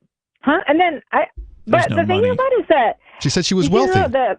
You don't get to keep that. Yeah, she was. If you're one of the the politically connected classes, you might get a little bit more rice to eat and have a nicer apartment in which to live. From what I understand from the people who've escaped. Obviously, I don't know. I've never lived there, but from the people who have escaped from North Korea, and when you escape, what are you going to take with you? You can't access your. Yeah, you can't access anything in North Korea, so you got nothing in the bank or anything like that, and your money is probably not going to be any good in South Korea. Sarah, did you know your grandma? Oh yeah. She lived until like 110 years old. Yeah, I've known her quite a bit, and I've told her that I turned a communist, and she said we're not going to get along, and she explained to me what happened to her when she got run down, and I was kind of astonished. But the thing about it is and that, you didn't care. You didn't care what happened to her, right? Didn't she tell you about how horrible it was? Did she not have stories? No, but she never lived in a communist country. She ran out before it turned communist. Whoa. When did she escape from North Korea? Well, during the war, they actually captured them. They snuck out in the middle of the night. But Sarah, key words. She fled the country before it became a hellhole. She got out of Dodge because it was going down south. And again, Sarah refuses to actually move to North Korea, which would be the true communist paradise on the planet right now. Thanks, Sarah. There's more coming up. My name is Jacob Hornberger. I'm president of the Future of Freedom Foundation, which Congressman Ron Paul awarded for having an outstanding freedom website. Write us at fff@fff.org, and we'll send you a free 3-month subscription to our monthly journal of libertarian essays and our booklet, Economic Liberty in the Constitution, which George Mason University economics professor Walter Williams praised in a recent column. That's fff@fff.org. After a devastating war, the alien visitors were driven back, and their willing human collaborators were left behind to face the music. When Emma Jean Anderson's ex-lover springs her from prison, Nathan Foster and his 14-year-old nephew Ben are tasked with bringing the pair to justice. An easy enough job until they discover something is inside Emma Jean, and the fate of the planet hangs in the balance. The Family Business by Mike Coopery from BaneBooks.com. I'm crazy about My Magic Mud. This is the most important oral care product created this millennium, and I'm not kidding. We all have different opinions on politics and issues, but we all have mouths. And I want yours to be as clean as possible, with teeth as bright as they were meant to be. I will never be without My Magic Mud. It's a little surprising, but man, does it work. If you only listen to one thing I say ever, go to mymagicmud.com and get 20% off with code FTL. mymagicmud.com, code FTL. Are you tired of governments murdering people around the world? Stop using their money. There is an alternative. Bitcoin is a stateless, free market, non-political currency. Bitcoin cannot be inflated or controlled by any government. By using their money, you are helping the state. Stop doing it. You have an incredible alternative available now. Learn it, use it, spread it. Get started with Bitcoin at bitcoin.com. That's bitcoin.com. So the protection of life, liberty, and property is what the Free State Project is all about. But it's an effort to move 20,000 people who understand. It's about demonstrating to the entire country that, yeah, we can have a free market, a truly free market. Making it just a freer, great place to live. It's the world's largest voluntarist libertarian community, and it's only getting bigger. That's amazing, to be able to move to a place where other people passionately believe in being free and independent. What the Free State Project is managing to do, though, is to put their money where their mouth is. It's physically getting up across the country and saying, let's go someplace and let's demonstrate the power of these ideas. There's a lot of kind of philosophy that surrounds liberty. There's a lot of thinking about it and talking about it. But here in New Hampshire, people are doing it.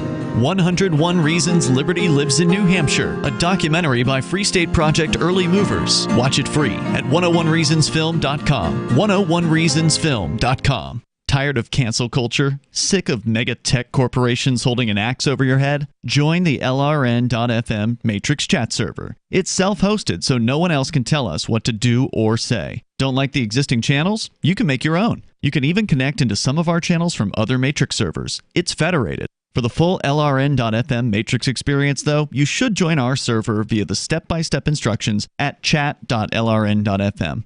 Chat.lrn.fm.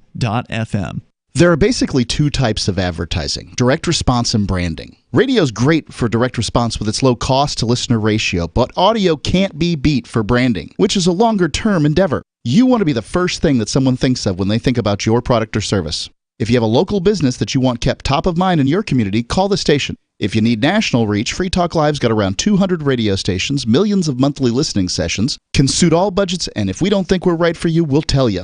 Email me, mark@freetalklive.com.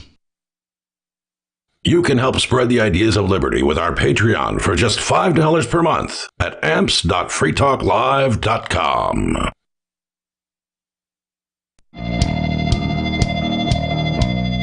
It's Free Talk Live, and you can join us here. The number is 603-283-6160.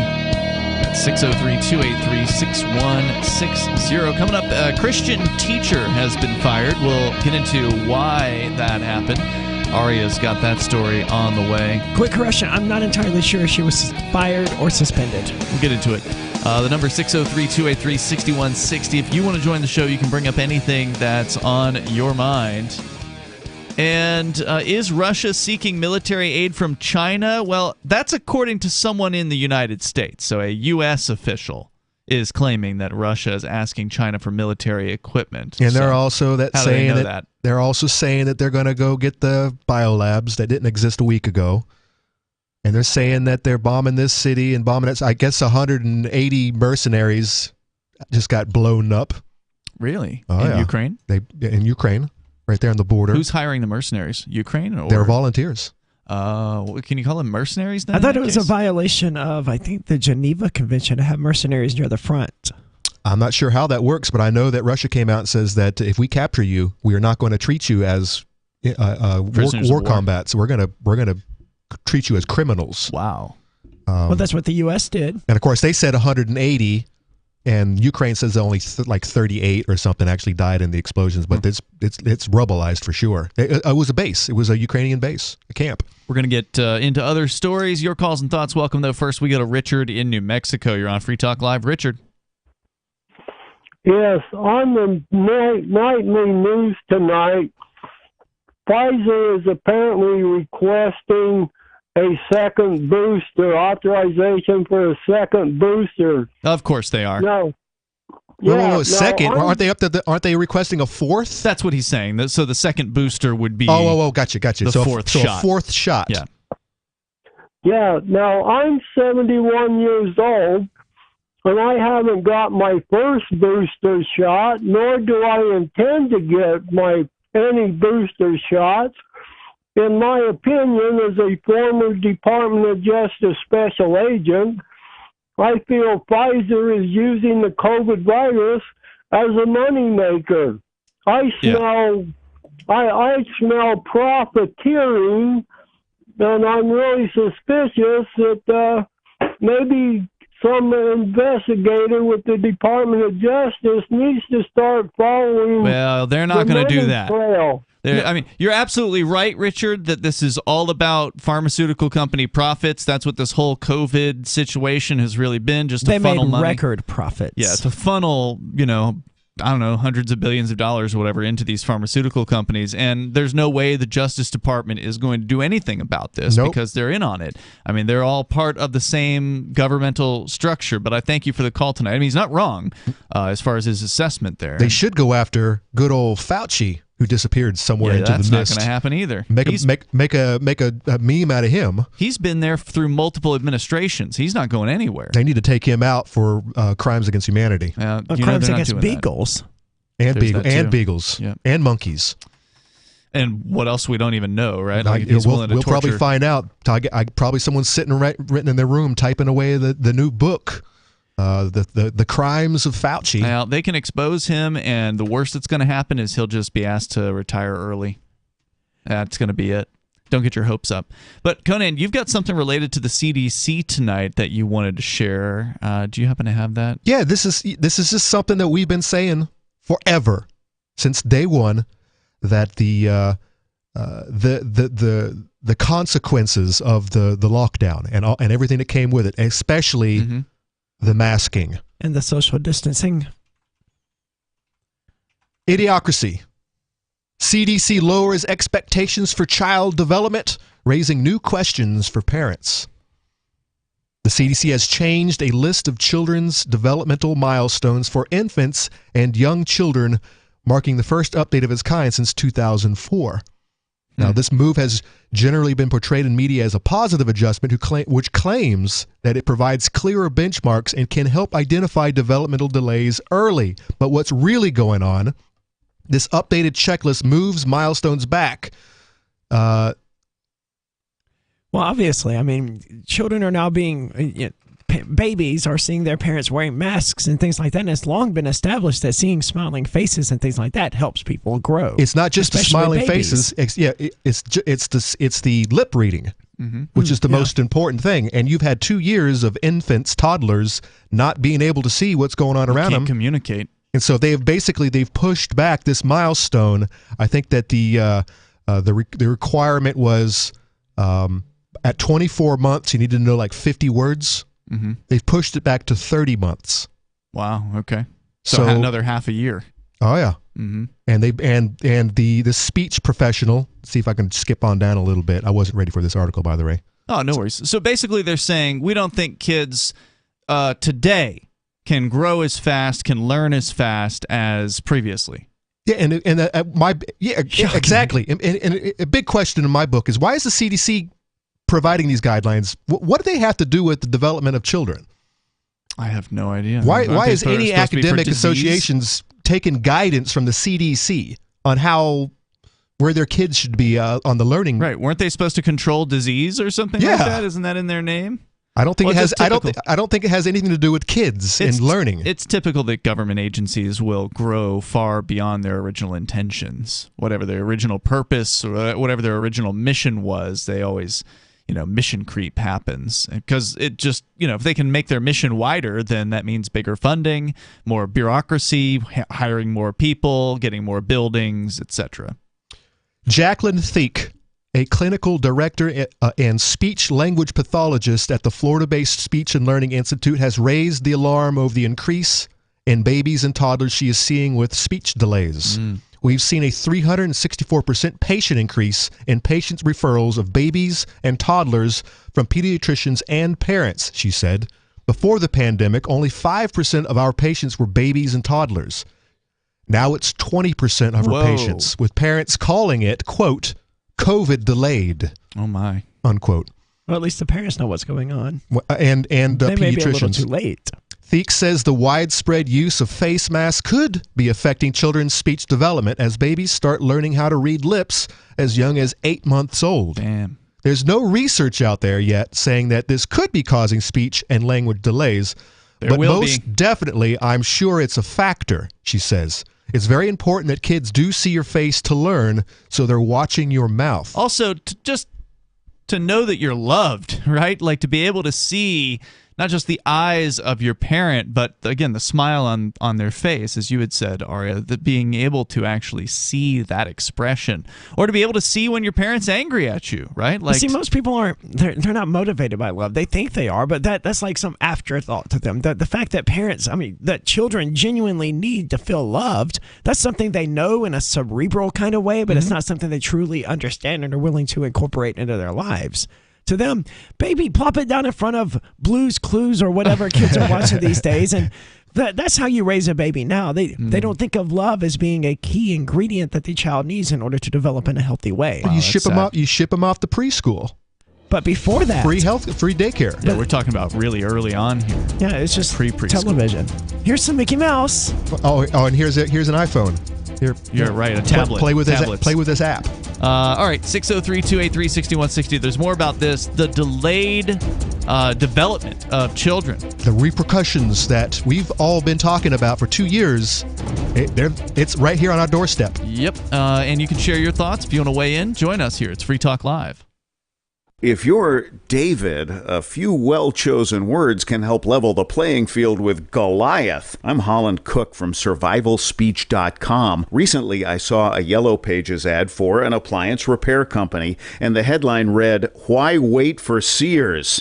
If you're going to the Yellow Pages, the Dead Sea Scrolls of advertising, you're ready to buy right now. So this is an attention-grabbing message. And how about the plumber whose radio ad says, "Call by noon Thursday, and we'll be there Saturday at no extra cost"? Smart guy. Most plumbing firms give their crew the weekend off. This one gives them Sunday and Monday off. In the words of a respected advertising executive, cut to the chase, make it quick, and tell me exactly what you can do for me, especially if you're looking for work. For more tips on critical communication skills for the way things are now, hit survivalspeech.com. I'm Holland Cook. From Feature Story News in Washington, I'm Simon Marks. Regional officials in the Black Sea port of Mariupol say hundreds of people are being held effectively as hostages inside one of the city's hospitals after Russian forces seized control of it. They say more than 2,400 people in the city have died since the Russian invasion began, but thousands of civilians have now successfully evacuated after a humanitarian corridor was allowed to function over the last 24 hours. The Russians were hit with more US sanctions today, but responded by themselves, sanctioning top American officials.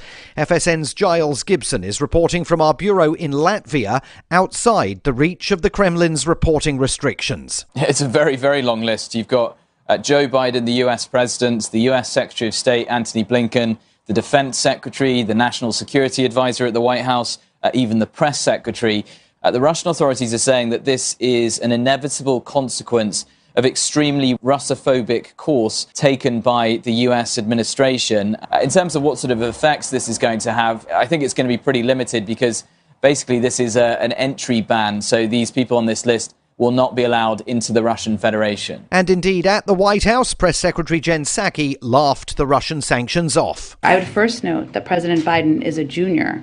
So they may have sanctioned his dad. May he rest in peace. The second piece I would say is that won't surprise any of you that none of us are planning tourist trips to Russia. None of us have bank accounts that we won't be able to access, so we will forge ahead. She also announced that President Biden will head to Europe next week to take part in a special NATO summit in Brussels. The Prime Ministers of Poland, Slovenia and the Czech Republic, all members of NATO, have been holding talks in Kiev with Ukrainian President Volodymyr Zelensky. In a virtual address to Canadian lawmakers, President Zelensky appealed for more help against the Russian invasion and again called for a no-fly zone over his country. Speaking through an interpreter, Zelensky said Ukraine wants freedom. I would like you to understand what we feel every day. We want to live and we want to be victorious. We want to prevail for the sake of life. And tomorrow he will make an address to a joint session of the US Congress. In other developments, the UN says more than 3 million people have now fled Ukraine. One of the world's most experienced war zone cameramen has died in Ukraine. Pierre Zakreshki of Fox News was killed yesterday when his vehicle came under fire just outside Kiev. He was 55. Fox says local producer Sasha Kuvshinova also died. She was just 24, and correspondent Benjamin Hall remains in serious condition in hospital. From bureaus worldwide, this is FSA. Yep, we still do email. Drop your email address in the entry box at freetalklive.com, and you'll be kept in the loop with Free Talk Live.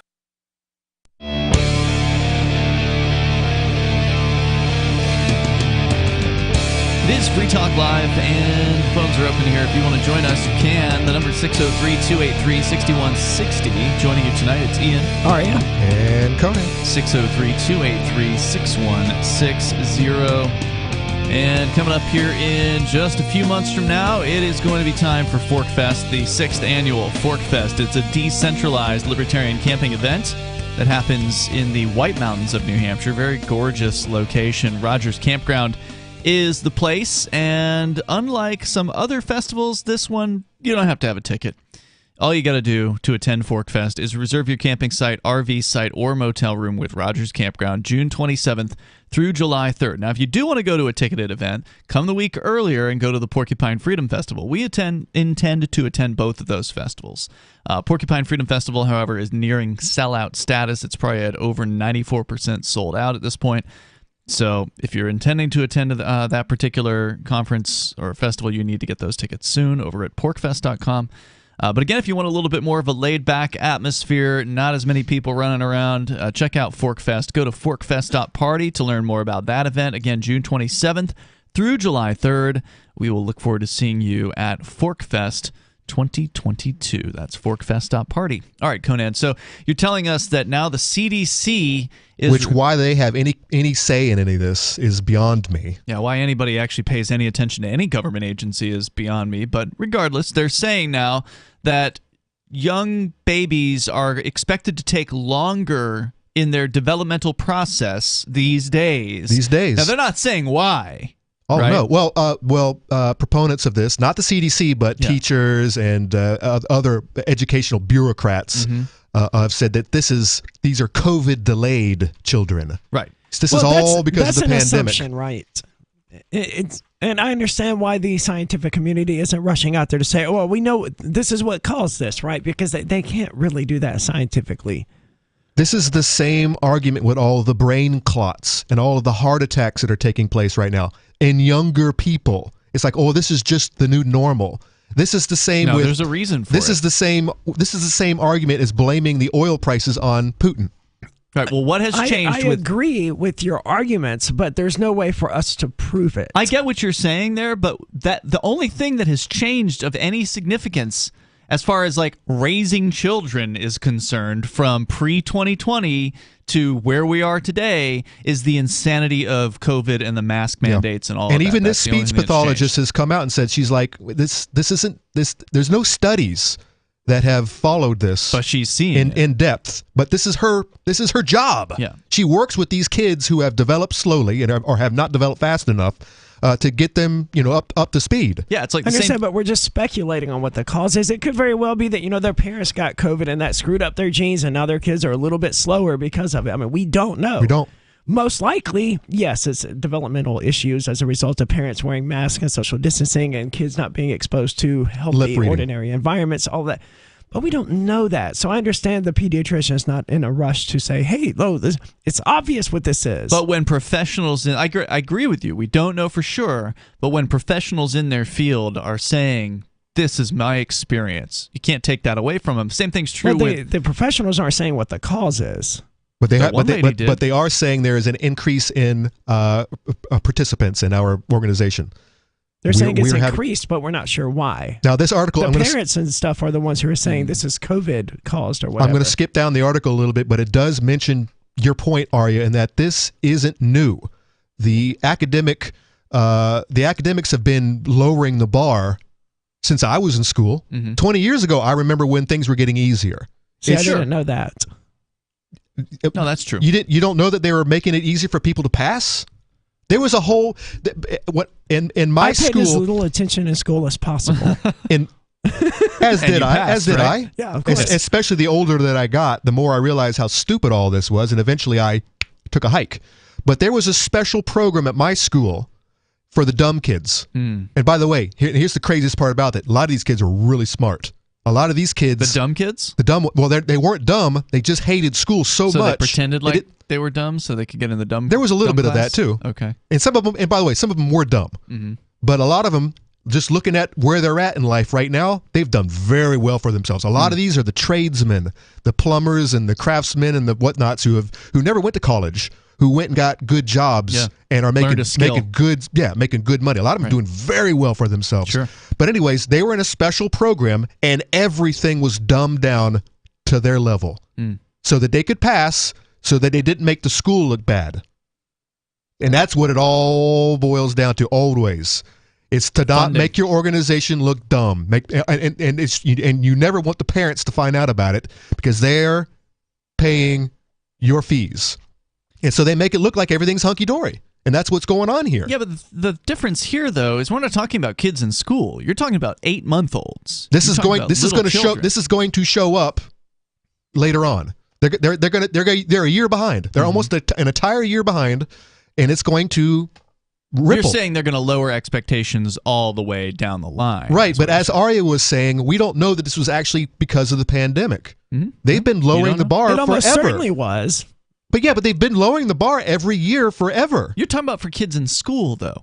These babies are going to end up in school one day. I know, yes, but they're not in school yet. That's not what we're talking about here right now. We know that they've been lowering the bar. You don't need to be this intelligent to pass school anymore. They've been lowering that bar. Right. Now they're literally saying for kids that are not in school, it's going to take 30 months for them to learn 50 words instead of 24 months. Correct. So, I mean, that's pretty... I don't pay close attention to these things, but I'm going to guess that's not been happening. How old is preschool, by the way? 4 years old? 3, 4, I think. 4. 2, 3, 4? It's probably 4. You're the only one of us who has had a kid. That was a long-ass time ago, Preschool man. is multiple years, if I recall correctly. Well, I know they're all pushing for it because, you got both parents working, and daycare is expensive. Well, preschool's got to be a better option than Blue's Clues or Paw Patrol or whatever. I don't know. It depends. I mean, don't just jump to that conclusion.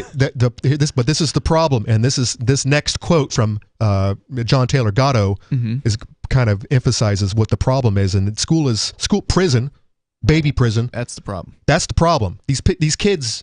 That's they why I brought in the story they don't want to be tonight. there, and so they are forced to learn all these things at some prescribed level.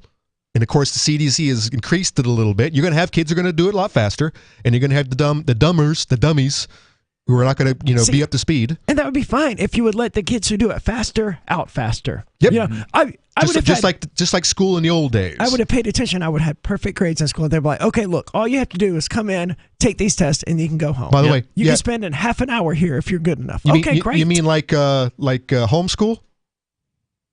Yeah. Especially when you have a bunch of kids. Well, you would expect that in homeschool because there's only one of you. But I mean, just the government school system in general, it's based around being there a certain amount of time and not like learning. Prison. Anything. Yeah, so the parents could go to work. I know, dude. You're preaching to the choir. Make that money, and pay them taxes. Earlier critics of the U.S. educational system, such as John Taylor Gatto, predicted schools would never achieve the successful education of students without changing their current approach. Quote, no one believes anymore that scientists are trained in science classes or politicians in civics classes or poets in English classes, he said in a 1990 speech where he accepted the New York City Teacher of the Year award. The truth is that schools don't really teach anything except how to obey orders. Yep. End quote. That's exactly what they're there for. That's what the whole system is set up to do. That's why it was created in the first place. Yeah. The Prussians, they had soldiers who weren't following orders. They were running at the first volley of gunfire, like and they needed a system to create soldiers and to create desk monkeys, workers. desk workers. And that's what it was always about, and that's what it's still about, by the way. And this is why the Bill Gates of the world loved them some schools.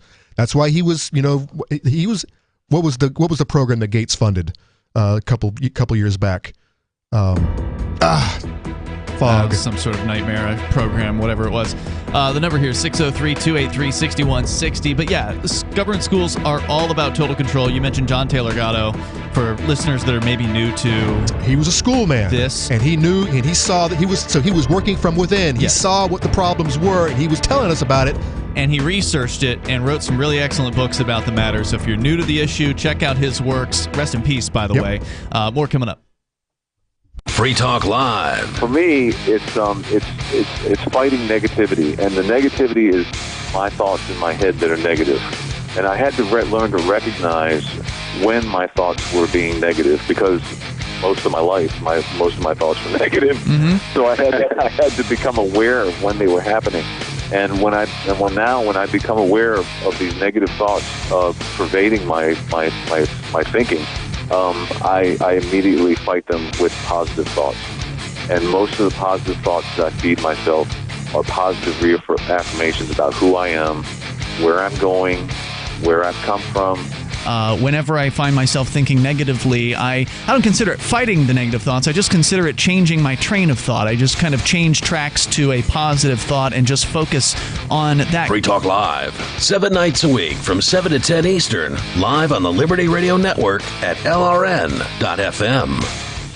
Looking for a great real estate investment? Consider New Hampshire, which is ground zero for the Liberty Movement. Your first call should be to Mark Worden from Porcupine Real Estate. He's more than just a real estate agent. He's your New Hampshire concierge. Where are the best places to live? Do you want farm, city, the burbs, or forest? Do you want a duplex or multifamily building so that renters pay your mortgage? There are homes in all price ranges in New Hampshire, and Mark can help with financing too. Invest in Liberty and property. Mark Worden can help. PorcupineRealEstate.com. If you want to know the latest about Free Talk Live before we go on the air, all you need to decide is how you want it delivered. It's your choice. Visit news.freetalklive.com to receive our usually weekly news updates by email. Plus, we have a Twitter account at twitter.freetalklive.com, and you can follow us on the decentralized Mastodon platform at toot.freetalklive.com. So please follow us at toot.freetalklive.com and sign up for our emails at news.freetalklive.com. Hey, you are going to love the movie Victimless Crime Spree. It's hilarious, heartwarming, and carries a ton of inspiring freedom messages. Feeling down about the lack of liberty in your life? You need to put on this film with some friends and have a good laugh. It's a true story about me and my friends in New Hampshire living free, singing, dancing, and getting arrested. Of course, it's all on video, and the bad guys, the cops, judges, bailiffs, and sheriffs, they all play their part like it's out of a movie or something. You would think we scripted the whole thing, but it's real life. Go ahead and have a watch, and if it's been a while, have another look. I guarantee you'll notice things now that you didn't notice before. And the best part is that you're going to walk away feeling a renewed sense of your own power. You are the master of your destiny, and you will be free in your lifetime. Victimless Crime Spree.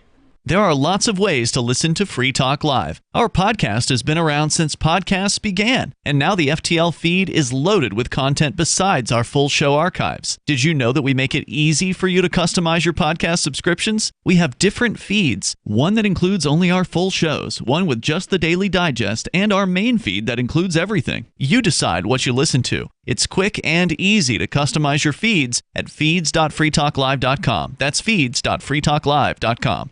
So you've signed the Shire Society Declaration and are planning your move to New Hampshire to be around more liberty-oriented people. Next, sign up for the Shire Society Forum at forum.shiresociety.com. There are a bunch of people there who are already in the Shire, and they want to meet you. If you're already in the Shire physically, you should also come by the forums. Remember, not everyone uses Facebook. New people are signing up for the Shire Society Forum every month, so drop in and say hello at forum.shiresociety.com. Got Telegram? You can follow our channel there and discuss show prep with other listeners at telegram.freetalklive.com.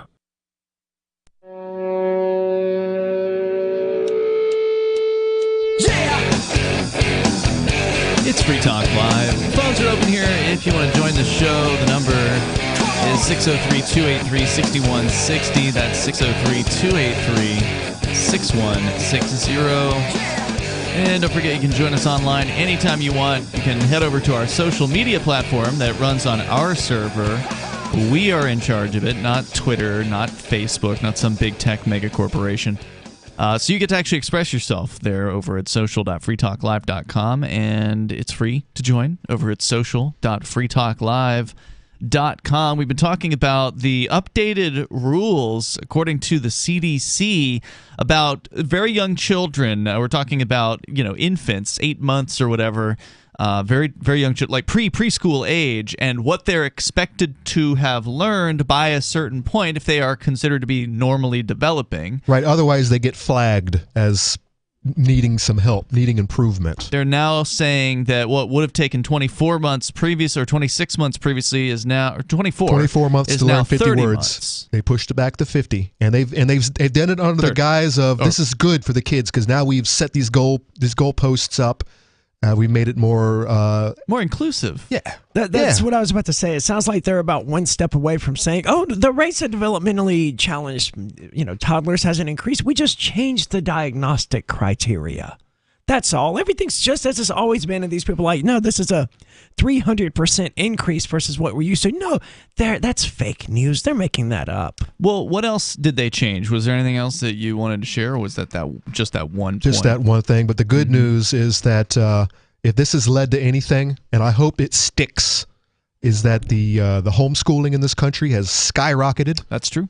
It's gone from like 1% to 2% or something. This is and this is just one of those president one day. One of those things that when asked what would you do if you go back in time, what would you change about yourself? I typically don't have an answer for that because I am who I am because of the mistakes that I've made and and all that. But there are three things that I would, if I could get in the time machine and go back and relive this life, I would do. Buy Bitcoin in 2009. One of them is buy Bitcoin, buy more Bitcoin, and to stay on it. Yeah. To keep buying it and to mine it and to do whatever. The other one is that I would have never let my daughter, anywhere near public school. I do feel that it set her back a little bit, and I can't let you get out here without saying what the third one is. There's a person that I met her too late in life, and someone else got their clutches into her. Too bad. So. A crazy head over heels for this person, but here we are. And this is and we live in a country where homeschooling is taking root. The best part about it is that you have multiple kids. Now the problem, of course, is that it requires you to be around. Sure, it requires that you have a parent. That's so weird. That's available. Who would have thought that raising a child, being a parent, requires there to be a parent around that child? But here's the problem. All right, some families actually do have a parent around all the time, but they don't have a clue. They don't think they could do it. They don't have faith or trust in their own capabilities to teach another human being. Well, that's because they've been raised by the government system to believe, you need to have an expert. Yep. You've got to hire some bureaucrat to come and you have this other thing called community, systems where you don't have to be the sole teacher. Hey, this is an opportunity to go meet your neighbors. Right. That's what neighbor down the street that you don't know the name of. Well, unschooling, as I understand it, is where you just let the kids make their own decisions. There's something else I'm thinking of that's very similar to that, where kids can go and they learn about stuff that actually interests them. Unschooling. That's unschooling. I'm not super. I understand the concept, and I know that there are some kids who could do it. I could do it. I could do it right now. I'm unschooling every day of my life. Yeah. But could I have done it when I was 8 years old, or would I have just played video games all day? But that's kind of the concept, that just let the kid play video games and read comic books and do whatever. I learned how to read from playing video games. And a lot of kids, that's exactly how they read, and that's how they learn to love to read, is that they read things that they like first, like comic books and manuals for their favorite video game and whatnot. Well, hey man, you don't get a video game unless you. It's the kids that are forced to learn, and they don't do it on their own. They hate it. or to read subject matter that doesn't interest them. Well, here's the thing. You don't get a video game unless you can pay for it. That's the other way to look at that. Now, when it comes to unschooling, and this is what got me too, because I homeschooled 2 years. I did homeschool, private school, public school, no school, and then I did. You're talking about that was your That was my education? experience. So I've seen this from all different angles, the schooling system. And then when I got up to upper education, I did community college, 2 years, and I had 2 years of state college. Out of all of those, and then the military, state college in the military, state college was the absolute worst. It's just a bunch of dummies. Sounds awful. But where was I going with that? 2 years of homeschooling. You know what I did the whole time? No. I worked. Yeah. I worked on the farm, man. There's no better way to learn than I hated it. To get into it. I went back to public school after that. I was like, forget this. I'm tired of working on the farm. But it was very good for me as developmentally wise. It was very good for me. Well, it's great to go to work because then you're interacting with other people that are not your age, and you get to actually be influenced in a positive way, hopefully, by those people. The only problem is all the laws that prevent it from that's a huge problem. Being a cable. I think even here in New Hampshire, it's like you got to get special permission to send a 16-year-old to school to work, and a lot of companies won't even hire anyone under 16 because of too many rules, to liabilities, and legal reasons. Yeah, so which also means that if you are in a poor family, you are disadvantaged. Who would most benefit from your kids going off to work? Right. Well, but also rich families are more likely to have businesses, and there's an exemption for kids working for their parents. So if you're a rich kid, you can go to work for your parents because they've got some place where you can go to work. But if you're a poor kid, your parents have a job, and so you can't go and work at that job because they can't employ you because of all the stupid rules. So the poor kids are, again, by the system and by the various regulations, set in the back of the bus. Yep. Every one of those dumb kids I was talking about, the ones who turned out pretty good later in life, every one of them tradesmen. They could have been working with their parents. They could have been going to work with, because they did not want to be there in school. And here they are. What's that? Who did want to be there? There was some apple polishing kid that I went to school with. Maybe like 4 or 5. The gifted kids liked it. I was gifted and I hated it. There were a couple of years when it was just nothing but challenge. And that's when I liked it. That's when I liked school, when it was so challenging, and when I could compete against my fellow students. I liked that. It's fun. But when I realized it was a joke, and when I realized that I wasn't learning as fast as I could, and I figured out that what I really wanted was money so I can go buy a car.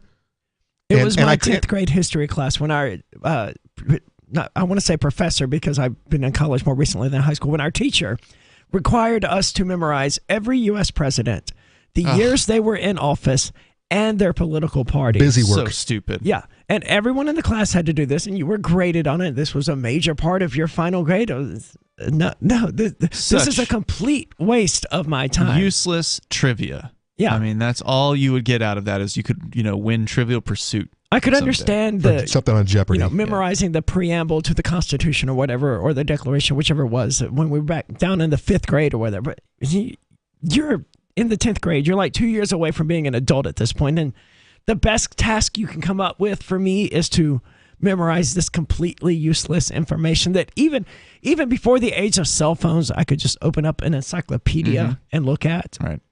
Well, I took off. I went and got a job in construction, got a motorcycle, lived in a trailer for a couple of years.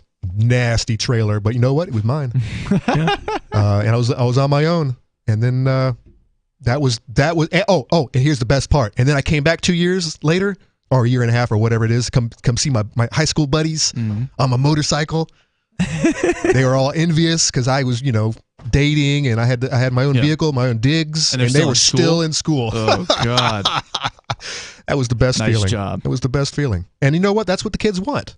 They want to grow up. They want independence. They want to get away. They want to make their own money. Well, I don't know about these new kids, these new Zoomer kids, but definitely my generation wanted to. Yeah, what is going to happen with these poor masked kids? Are they going to actually go? Is there going to be like a pendulum swing in the other direction where all this masking forces, gets them to the point where they want independence, where they want to be, break out of the control? I doubt system? it. No, man, they're going to be traumatized. They're going to be They're going anxiety times 10 or something like that. They're going to go into panic attacks and have to go to their little safe space anytime they see someone not wearing a mask in a Zoom call or whatever, because they're just not going to be able to take it. If you follow the 80-year cycle, these masked kids, the ones who were developmentally delayed, the COVID delayed, they're going to be the first generation of the hard times create strong men. They're going to pick up their ball and run with it. So you're saying the pendulum's going to swing back? Oh, it's going to swing back for sure. Right. There's more coming up here. You can weigh in. We'll get into this. The teacher that got maybe fired, suspended for what? We'll talk about it on the way in hour 3. This is Free Talk Live. What if you want to hear the latest episode of Free Talk Live, but all you have is your phone, you forgot to download our archive, and you have no data connection? You can call our Listen line at 641-793-0191. That's a long-distance number, so you may incur charges. If not, listen as long as you want. 641-793-0191. The Free Talk Live Listen line, 641-793-0191. Do you feel like your nation, state, or community no longer holds your values? Have you dreamt of a place where people agree that liberty is important and are free to pursue their projects so long as they respect the property of others? There are many people just like you that are discovering freeprivatecities.com. Their social media links are at the upper right of the page at freeprivatecities.com. All skill levels will be needed when the first of the Free Private Cities opens. It's sooner than you think. Stop arguing and build. freeprivatecities.com. The new 4th edition of Healing Our World, The Compassion of Libertarianism, will take your understanding of liberty to a deeper level and has over 1,300 updated references, new cartoons, and a foreword by Dr. Ron Paul. With discounts for multiple book purchases, the 4th edition of Healing Our World is a great gift for the liberals, pragmatists, environmentalists, and Christians in your life who think libertarianism is cold-hearted. Get yours today at healing.freetalklive.com and use promo code FTL for a $5 discount. Tired of cancel culture? Sick of mega tech corporations holding an axe over your head? Join the LRN.FM Matrix chat server. It's self-hosted, so no one else can tell us what to do or say. Don't like the existing channels? You can make your own. You can even connect into some of our channels from other Matrix servers. It's federated. For the full LRN.FM Matrix experience, though, you should join our server via the step-by-step instructions at chat.lrn.fm. chat.lrn.fm. You're listening to the live edition of Free Talk Live. Hour number 3 is next after the news here on the Liberty Radio Network at LRN.FM. From Feature Story News in San Francisco, I'm Ira Spitzer. As the Russian siege of Ukraine continues, the White House has announced that U.S. President Joe Biden will travel to Europe for a NATO summit next week. The U.S. president also signed a spending bill that includes $13.6 billion in humanitarian and military aid to Ukraine. FSN's Washington correspondent Simon Marks reports. That meeting of NATO heads of state and government is absolutely about solidifying the determination of NATO and its European allies and partners to continue sending a really tough message of their own in the direction of Moscow, that the war to topple the government in Ukraine is wholly unacceptable and will continue to be resisted. Regional officials in the Ukrainian Black Sea port of Mariupol say hundreds of people are being held effectively as hostages inside one of the city's hospitals after Russian forces seized control of it. They say more than 2,400 people in the city have died since the Russian onslaught began. But thousands of civilians have now successfully evacuated the city after a humanitarian corridor was allowed to function over the last 24 hours. The Russians were hit with more U.S. sanctions today, but responded by themselves sanctioning top U.S. officials. FSN reporter Giles Gibson is in neighboring Latvia, beyond the reach of the Kremlin's reporting restrictions. It's a very, very long list. You've got Joe Biden, the U.S. president, the U.S. Secretary of State, Antony Blinken, the defense secretary, the national security advisor at the White House, even the press secretary. The Russian authorities are saying that this is an inevitable consequence of extremely Russophobic course taken by the U.S. administration. In terms of what sort of effects this is going to have, I think it's going to be pretty limited because basically this is an entry ban. So these people on this list will not be allowed into the Russian Federation. U.S. markets rallied on Tuesday as investors prepared for the Federal Reserve to announce an interest rate increase on Wednesday. Meanwhile, oil prices continue to fall. FSN's Sarah Walton reports from New York. The Dow Jones jumped nearly 600 points to end the day up 1.8% on Monday, while the S&P broke a three-day losing streak to rise by 2.1%. Tech shares also rebounded, with the Nasdaq closing up 2.9%. Meanwhile, oil prices continue to fall, with U.S. crude futures down 7%. The Federal Reserve has also kicked off its two-day meeting, with the focus expected to be on finding ways of addressing the fastest rising rate of inflation in the U.S. for nearly 40 years. Investors fully expect the chairman, Jerome Powell, to announce the first interest rate rise in the U.S. for 3 years when he speaks publicly on Wednesday. From Bureaus Worldwide, this is FSN. With FSN Spotlight, I'm Simon Marks. Today, the astonishing courage of a Russian television producer who on Monday night interrupted the nightly news on Russian state TV.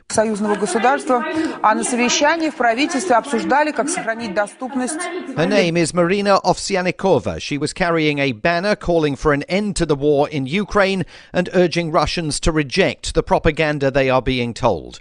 Knowing she would be arrested, she left a pre-recorded message for the world on social media. My father is Ukrainian, my mother is Russian, and they have never been enemies. The necklace around my neck is a symbol for Russia needing to stop this fratricidal war immediately, and we could still make peace. Regrettably, for the last few years, I worked on Channel 1 and worked on Kremlin propaganda. I am very ashamed of this right now. Ashamed that I allowed lies to be told from the television screen. Ashamed that I allowed the zombification of the Russian people. We were silent in 2014 when this was just beginning. We did not protest when the Kremlin poisoned Navalny. We just, without saying a word, watched this anti-human regime. And now the whole world has turned away from us, and the next 10 generations won't clean themselves from the stain of this fratricidal war. We are Russian people who think, who are smart. It's only in our power to stop all this madness. Protest. Don't be afraid of anything. They can't imprison us all. Marina Ovsyannikova, under new Russian laws, she could now face up to 15 years in jail. With FSN Spotlight, I'm Simon Marks. The main news again. The White House announces that President Biden will travel to Europe for a NATO summit next week. Regional officials in the Ukrainian Black Sea port of Mariupol say hundreds of people are being held effectively as hostages inside one of the city's hospitals. That is the latest feature story news. A fully leveled up video game character marvels at how far he's come, and the milk rushing through a jug handle is having the time of its life. This is The Onion Week in Review. This week, top executives from the U.S. financial sector announced they're about ready to ruin the world again. Representatives from all major banking and investment institutions said that more than enough time has passed since they last caused a major global economic meltdown and confirmed they're pretty much fully prepared to bring about a brand new worldwide financial crisis. We feel like we've given people enough time to get comfortable again. Consumer spending has increased, housing market has rebounded. So yeah, we're all set to go ahead and ruin the global economy again. And in other news, the perfect gift for a local man is unfortunately a gift certificate to Lowe's Cinemas. Mall shoppers look on in awe as a helpless 15-year-old girl is viciously torn apart by a pack of her peers. And a drunk pilot decides to pull over onto a cloud until he sobers up. You will now hear 3 gong strikes and a recitation of the great chant before being ushered to the hallowed garden. For more, keep checking theonion.com. This is the Onion News Network.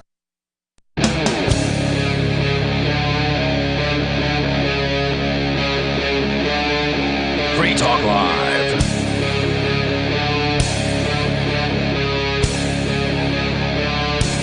It is Free Talk Live. We're kicking off the third hour of the program. You can join us here if you want. The number is 603-283-6160. That's 603-283-6160. In the studio tonight, it's Ian, Aria, and Conan.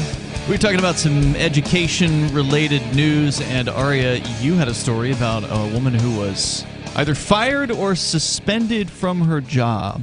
The headline here says suspended, so I'm going with that. I thought I remember it saying that she had been terminated, but yeah. And, you know, I hate talking about trans things because that's all trans people ever talk about, and I tend to avoid the subject, but this one got my attention because this teacher has been suspended after she refused to call students by their preferred pronouns because it violated her, quote, religious beliefs. And there are so many aspects of this that I find fascinating, but the biggest one, the most important one, is the fact that these kids don't get a choice.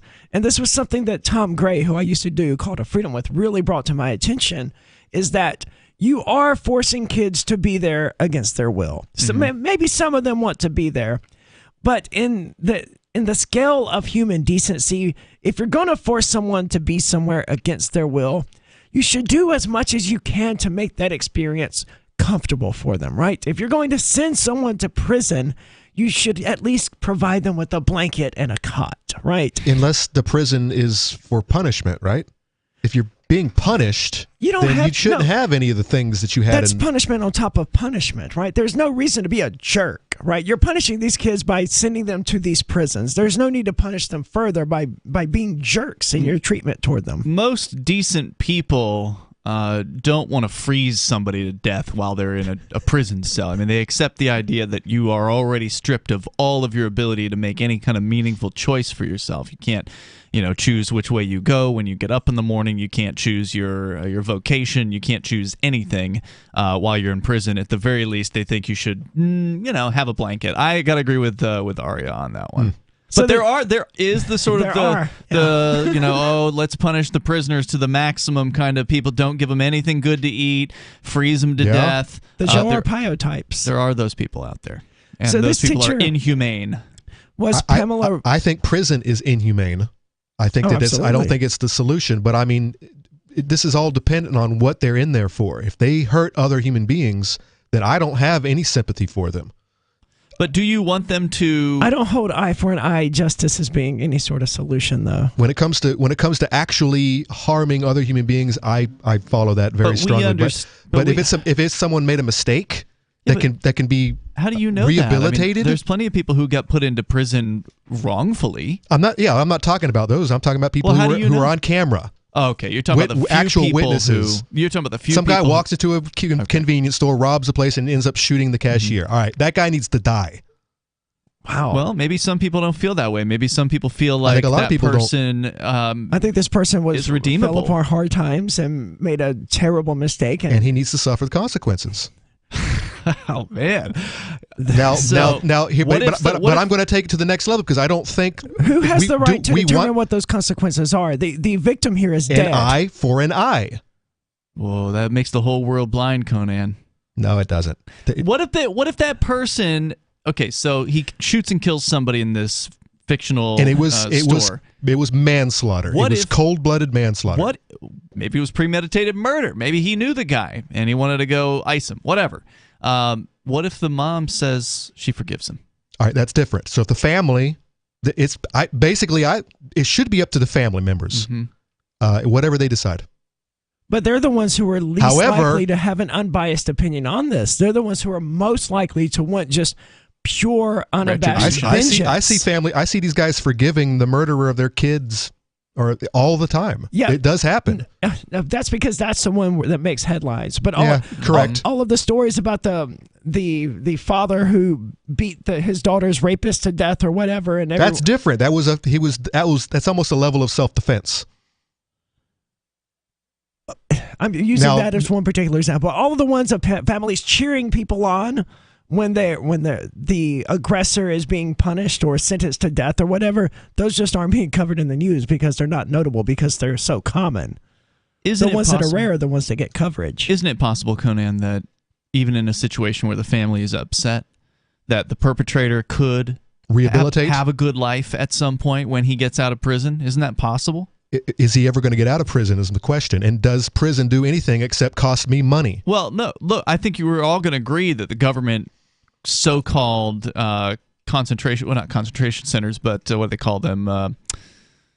Rehabilitation centers. That these things do not rehabilitate. That's that they do correct. The opposite. And we're just paying for them. They don't actually work the way intended. No, they just punish. It's just for a way to out of sight, out of mind, get them out of the way, get them out of the society. They're not very effective. And it just hardens them even more. So when they come back out, it's even worse. But there is no system you could come up with, even in theory, that would be capable of rehabilitating people except on an individual basis. Ostracization, where you have a community and you create problems for that community, and you get excommunicated. You're going to have plenty of Ted Bundys out there who don't care that their neighbors don't like them.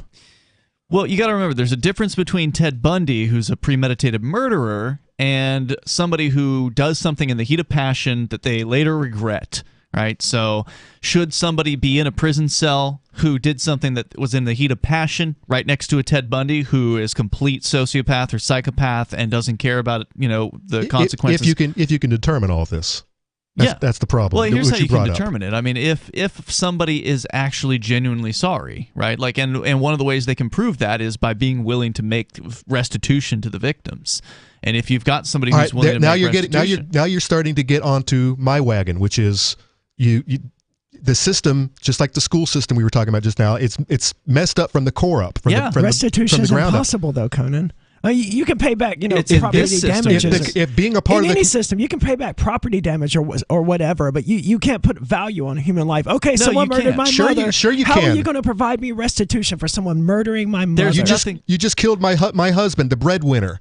You have to take care of my family for the rest of your life. Human life is worth a whole lot more than dollars, man, or just this random stranger feeding you. That's all you can do right now. And I'm saying that's not enough, and it shouldn't be our goal because it's never going to make anyone forgiveness. But I get you. But that's the only way this person can ever be made whole again is to forgive the person who did it. I am an advocate and I practice forgiveness, but I understand that a lot of people don't. And as much as I can advocate that, it's not going to be followed by everyone. And so for those that don't see forgiveness, that don't understand that concept, restitution is still better than nothing, or worse than nothing. The current system actually forces the victims to pay for the incarceration of their victimizer. So they are victimized essentially twice. Yep. They're victimized first by the guy who points a gun at their head and robs them or hurts them or whatever, and then secondly, they're victimized to keep that person in a prison cell. And a lot of times any restitution that they actually end up paying, they pay to the state. Yeah. And not to the victims. So even though if somebody's victimized for, as far as murder is concerned, obviously there's no amount of restitution that can bring your loved one back. And maybe some people would say, look, I don't even want to think about this person. I don't want their $500 a month or whatever it is that they could end up affording to pay. But there's some people who would be like, all right, fine. I'll take the $500 a month. It's not going to bring my husband back, but at the very least, it's something to get out of this person.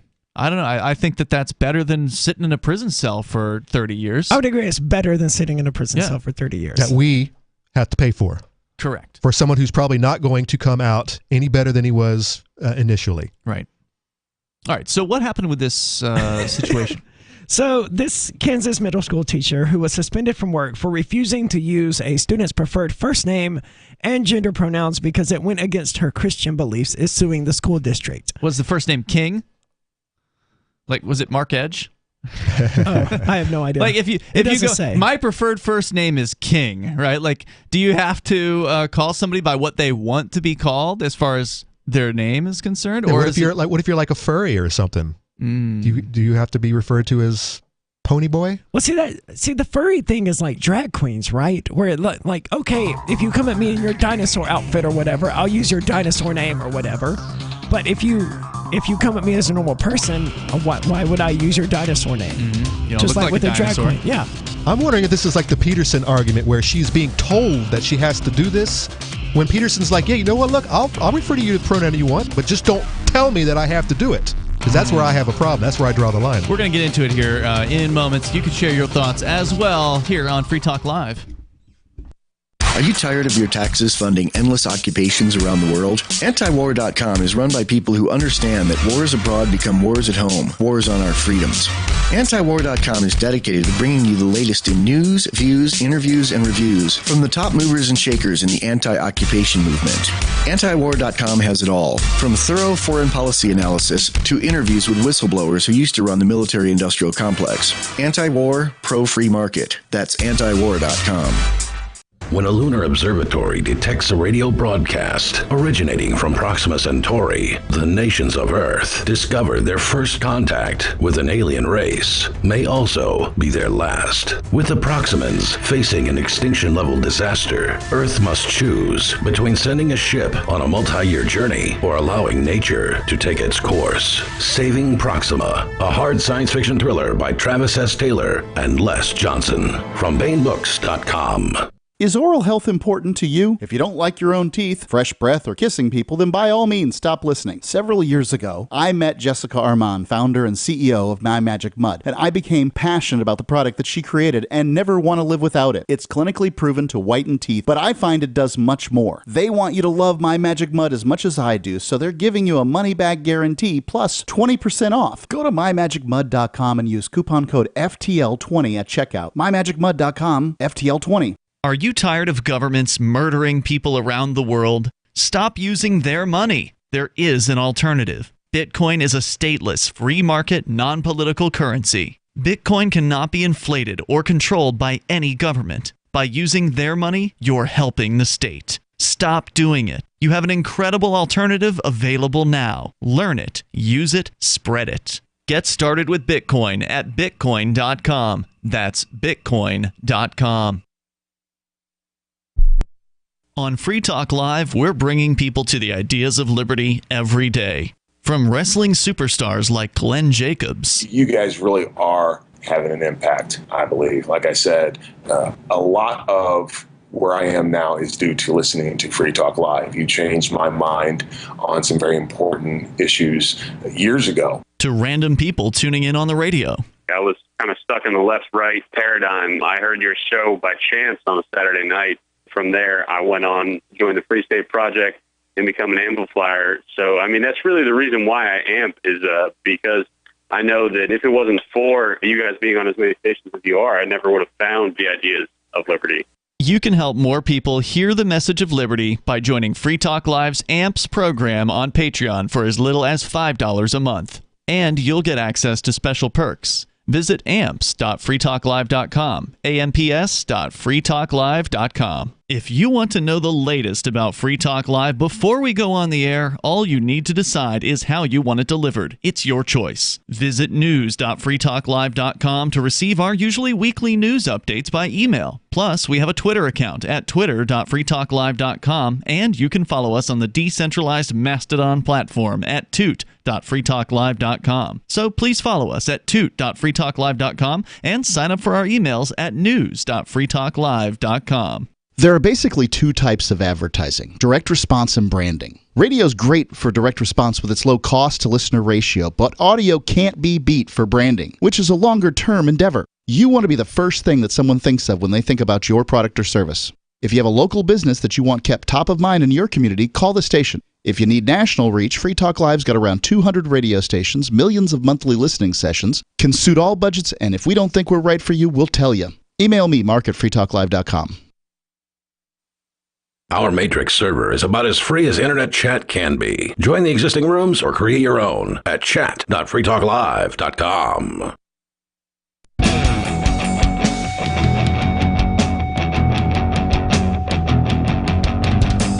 It's Free Talk Live, and you can join us here. The number is 603-283-6160. That's 603-283-6160.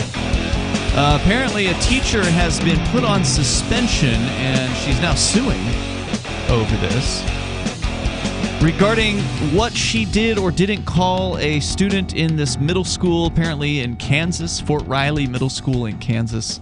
It all gets very confusing. The student in question is a female-to-male trans person, which means born a girl transitioning to male. Is that less common, or is it about the same?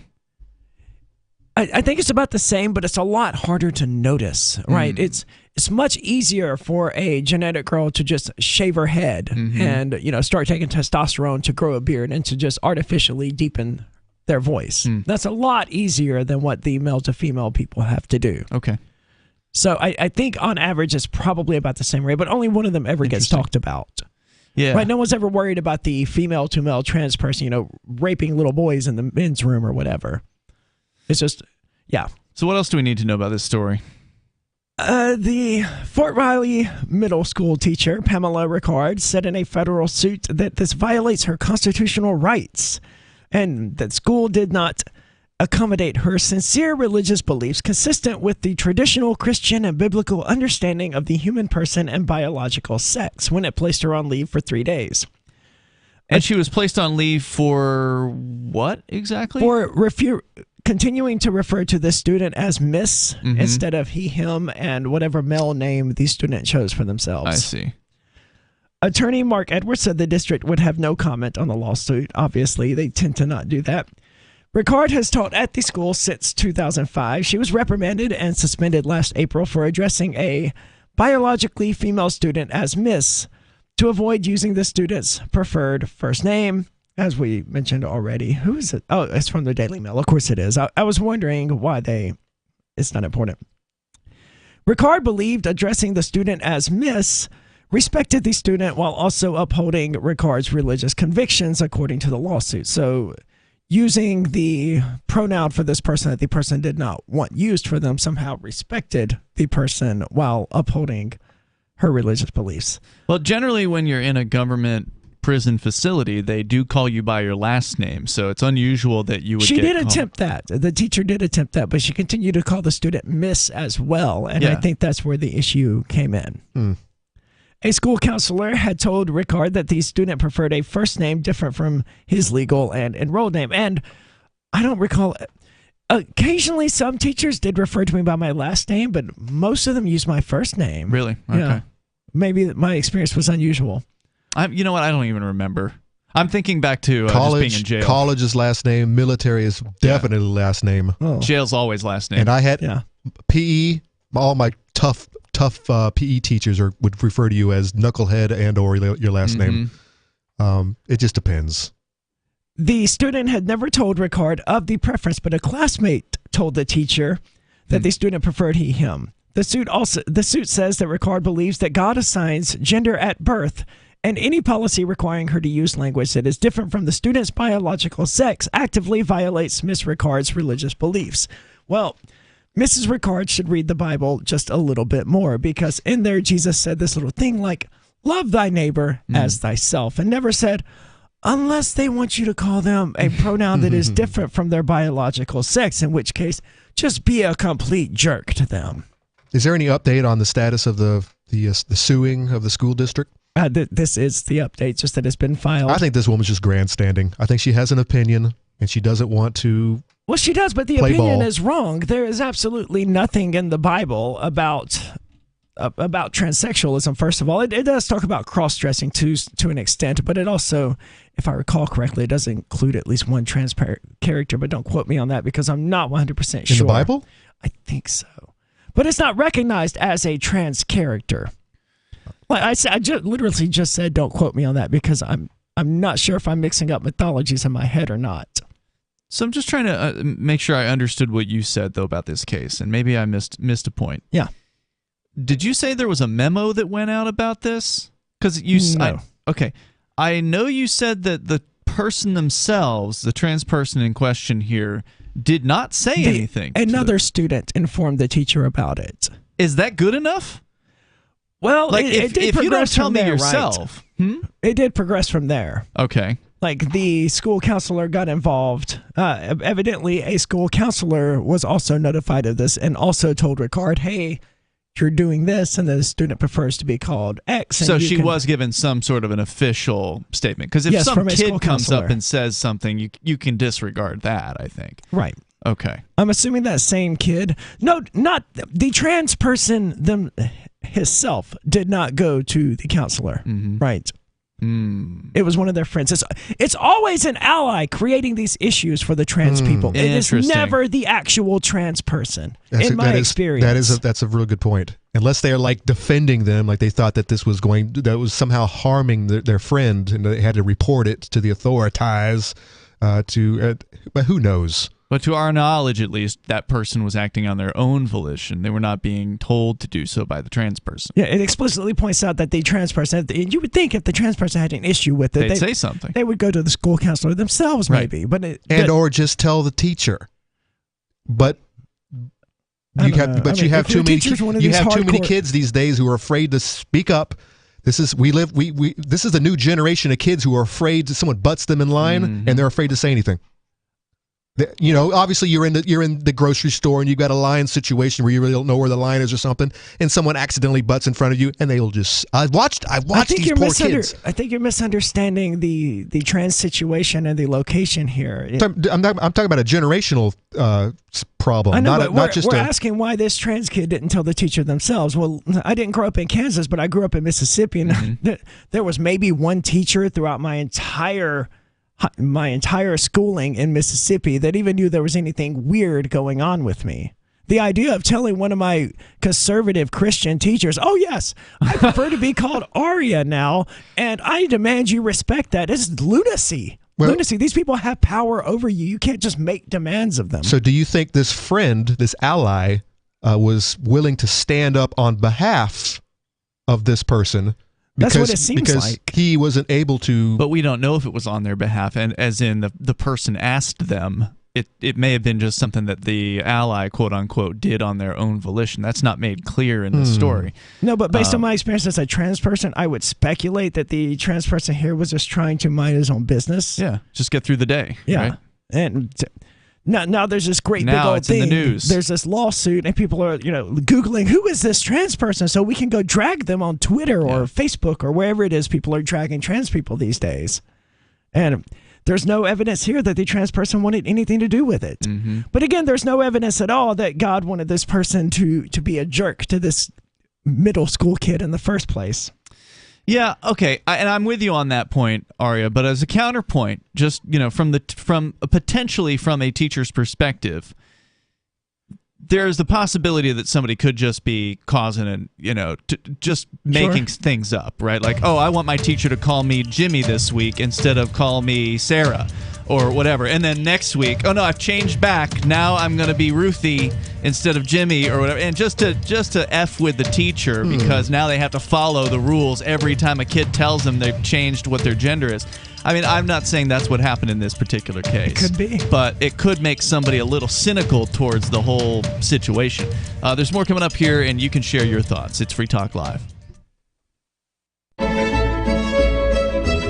Carl Watner, longtime proponent of a voluntary society, died last December. You may have seen his articles published on his website, voluntarist.com, in his newsletter, The Voluntarist, the Mises Institute, or elsewhere over the last 40 years. His newest book, I Must Speak Out, Volume 2, The Best of the Voluntarist, is now available via Liberty Under Attack Publications. This 430-page second volume spans the years of 2000 through 2020 and includes articles by Carl Watner, Hans Hermann Hoppe, Carl Hess, Benjamin Tucker, George H. Smith, Lysander Spooner, Pete Eyre, Joyce Brand, and many others. I Must Speak Out is for the newly initiated, the veteran voluntarist, or anywhere in between. Buy the book now at libertyunderattack.com/voluntarist. For more great content on building a voluntary society and for Carl's extensive archives, check out voluntarist.com. From Feature Story News in San Francisco, I'm Ira Spitzer.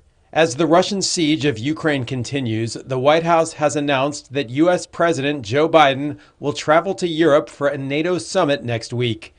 The U.S. president also signed a spending bill that includes $13.6 billion in humanitarian and military aid to Ukraine. FSN's Washington correspondent Simon Marks reports.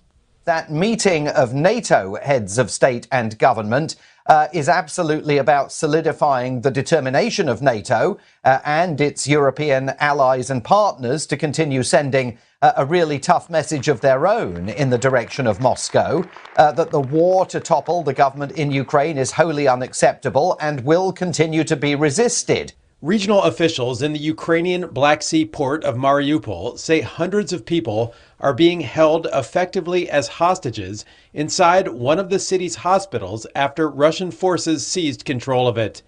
They say more than 2,400 people in the city have died since the Russian onslaught began. But thousands of civilians have now successfully evacuated the city after a humanitarian corridor was allowed to function over the last 24 hours. The Russians were hit with more U.S. sanctions today, but responded by themselves sanctioning top U.S. officials. FSN reporter Giles Gibson is in neighboring Latvia, beyond the reach of the Kremlin's reporting restrictions. It's a very, very long list. You've got Joe Biden, the US president, the US Secretary of State, Antony Blinken, the defense secretary, the national security advisor at the White House, even the press secretary. The Russian authorities are saying that this is an inevitable consequence of extremely Russophobic course taken by the US administration. In terms of what sort of effects this is going to have, I think it's going to be pretty limited because basically this is an entry ban. So these people on this list will not be allowed into the Russian Federation. U.S. markets rallied on Tuesday as investors prepared for the Federal Reserve to announce an interest rate increase on Wednesday. Meanwhile, oil prices continue to fall. FSN's Sarah Walton reports from New York. The Dow Jones jumped nearly 600 points to end the day up 1.8% on Monday, while the S&P broke a three-day losing streak to rise by 2.1%.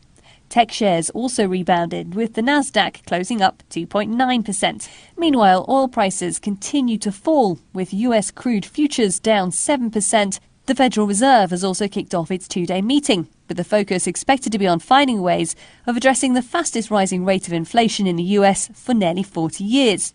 Investors fully expect the chairman, Jerome Powell, to announce the first interest rate rise in the US for 3 years when he speaks publicly on Wednesday. From Bureaus Worldwide, this is... You can stick it to the man and big tech. Join our FTL social mastodon at social.freetalklive.com.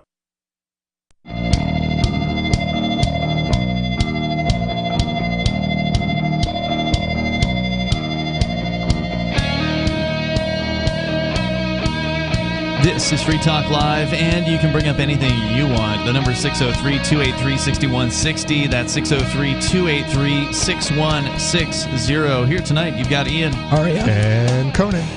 We were just last night talking about the new almost record high numbers for the consumer inflation numbers coming from the federal government, which of course we all know are fake as hell and highly manipulated. Just like the unemployment numbers. But even now, they still have to admit the bare minimum is 7.9% on the consumer level. It's kind of hard not to admit it when you're just driving down the street to go fill that tank of gas, and gas is up? It's like up 30, 40 cents right now than it was 2 weeks ago. Dude, don't get me started. I had to buy heating oil yesterday, and I'm down to like a half a tank in my car now, so I need to buy more gasoline. I'm just like, I ran out of heating oil. So I got a couple gallons left, and I refused. I have refused. I've put my foot down. It's cold in my house right now. It's $5.09 a gallon now. So at this point, I'm like, man, maybe Conan's onto something. Well, 52 get ready. degrees isn't that bad. It isn't over yet. If these numbers are, going to likely get worse, there's now the producer price index. So we've looked at the consumer prices before, and this is the producer price, which is essentially a wholesale inflation rate of some sort. So, this is what the restaurant down the street pays for their corn? Yeah, they're paying more. Or whatever. Right? So consumers are paying more, but so are the people at the wholesale level, right? Because costs get passed on. And this number's been, as we've been looking at it over the last number of months that we've been seeing these reports, has always been higher than the consumer rate. And in this case, it is also higher. So again, the consumer rate is 7.9%. And now the wholesale rate has crossed into double digits. It is now 10%. And it's interesting looking at the way the mainstream... Buy some Bitcoin and gold, people. It's interesting looking at the way the mainstream media is actually referring to this in the headlines. So it's Putin's fault. Yeah, so there was... I don't have it in front of me right now, but it's Putin's fault! Producer price increases leveled off in February, according to MarketWatch. That would suggest that they were higher in previous months, right? Huh. In order for them to level off, I don't see how this works. Up and down, and they find a leveling spot somewhere in between. What they mean when they're saying that is that it's an all-time high. Well, right, but the increase went down. So the month-to-month point, it went from like 0.9 to 0.8. So that's how they're spinning it. In that particular case, there was another one at the Wall Street Journal, which I don't have in front of me, but a lot of these things are covering it up, like headline at UPI. Producer price index increases in February, but they don't say in the headline what it increases to. Producer price index, according to Seeking Alpha, rises less than expected in February, Whereas the more honest headlines are that, it's a record, right? Like 10%. Yeah, the more honest headline is, high. "Oh, hey guys, we hope you use that stimulus money that we sent you to buy Bitcoin." So, I mean, there's really not much else to say. I mean, the wholesale people are paying more, and that's going to mean that consumer prices are going to go up. It's going to trickle down to us. And it's the fact that it's now at a record high, because previous comparisons have said it's tied for the record in early 1982 or something like that, because apparently there was really bad inflation at that time, and now it has now exceeded that. So it is now there in the history of the time they've been measuring this particular statistic, which I don't know how many years it goes back, but at some point they started creating the statistic. In that entire history of how many dozens of years that is, it's now at its record high. Well, I knew today that prices had gone up. I mean, it's been obvious for a very long time, but I frequent a restaurant here called Fritz that I talk about. I love it to death. Yeah, great little place. And I can always tip, and I always know the amount that I'm going to tip because I generally order them. All of their sandwiches cost the same, so it doesn't really matter which one I get. But that you always had to recalculate. That always leaves X amount for a tip, and I'm like, okay, yeah, that's a pretty good tip. But it was like a week ago I had to recalculate it. But sure enough, the same numbers today. It's going up, and it's not going to go back down. No, why would it? And the same is true everywhere you go. The only thing that is not getting more expensive here in Keene is liquor at the bar. That's the only thing that has not gotten more expensive. Why do you think that is? I don't know. It's still just $3 for a vodka and Sprite or whatever, or $4. Well, I mean, so of course I make my own. Drinks at the bars in New Hampshire are insanely cheap. The apple juice that I buy went up like $10. What? I buy a huge container of this stuff of apple juice concentrate. It's up $10. You buy like Sam's $10. Club 55-gallon. Yeah, I make large quantities of this stuff. But at this rate, I might have to go buy my liquor at the liquor store. It might be cheaper that way. Well, obviously, the companies that are selling to the consumer are some of them are going to be willing to take a hit on profits for a little while. Sure. Right, in order to continue to be competitive. Just put in a little bit more ice, a little bit less liquor, or whatever. Well, yeah, we talked about shrinkflation last night on the show. But, I mean, if you've got a big margin, right, like if you're making a Keystone, which is to say if you're doubling your money on liquor, and you probably are. They probably are, You're buying it at whatever cost you're buying it. You're selling it at $3 a shot. You're probably, it's probably less than $1 a shot as far as their costs are concerned. We could probably calculate it pretty easily. I mean, we know how much liquor costs here, and they're paying the same price for liquor that anyone else is. Right. So you can figure it out. And so if they got to take a hit on a little bit of costs, it's no big deal as long as you've got that room in your profit to do that. But eventually, you're going to have to raise catch prices. Up. You're going to have to catch up. And the liquor stores here have raised their prices, I've noticed. Or at least they have the last time I've been there. Yeah, and that's been a month or two at least. But they did increase their prices. A box of wine went from like $17.99 to $18.99. Well, all I got to say is go out and get the beans and the rice with some nice 5-gallon buckets now. While you can still afford beans and rice. Well, plus services are more expensive too, because since people are paying more, right? Like they're paying for $15 an hour now instead of $10 or whatever. Prices of services are going up. We just had the dog's nails clipped the other day, and normally that would have been $12 over at Petco. It's now $20. Wow. Yeah. It's time for you to get a Dremel, dude. I don't like doing that work, man. I don't like doing it. All it takes is to cut wrong one time. Yeah. And then the dog hates you for the rest of the afternoon, but then you just feel so bad. Yeah, it's no fun. But I cut my cat's nails. I bet you do. It's tedious work. You got to be very careful. Oh, we didn't talk yet about the Bitcoin situation. So we haven't covered a lot about Bitcoin in recent weeks here on Free Talk Live. Of course, there was the big statement from Biden the other day, which basically boiled down to, all right, feds, you need to do more research and get back to me in 6 months.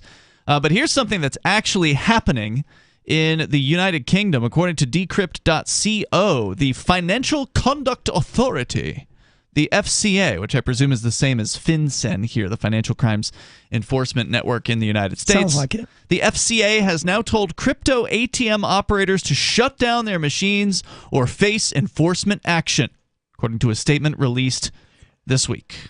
Yeah, Bitcoin ATMs is not accurate. I mean, of course, you know this. The Bitcoin vending machine is accurate. If it was an ATM, they would be using it to access currency that was in their account. Yeah, that was in their account. But it's not a teller machine. It's not an automated teller machine. It's a vending machine. Well, none of that matters. They want them gone.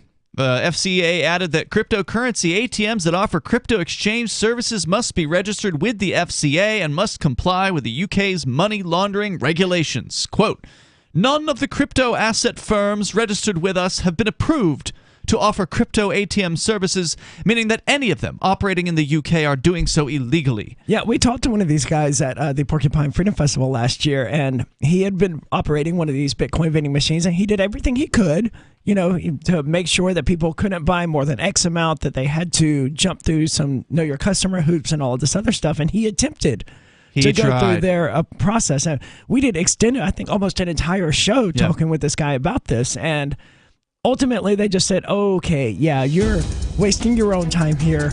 Withdraw this application, go home, close your business, and never look into this again. So they didn't approve anyone. That's exactly what happened in this case. Everybody that tried to jump through the government hoops was unsuccessful.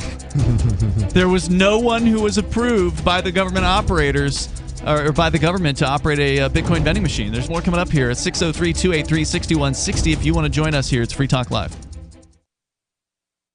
The Free State Project has reached its goal of 20,000 liberty lovers who've pledged to move to New Hampshire and get active to achieve liberty in our lifetime.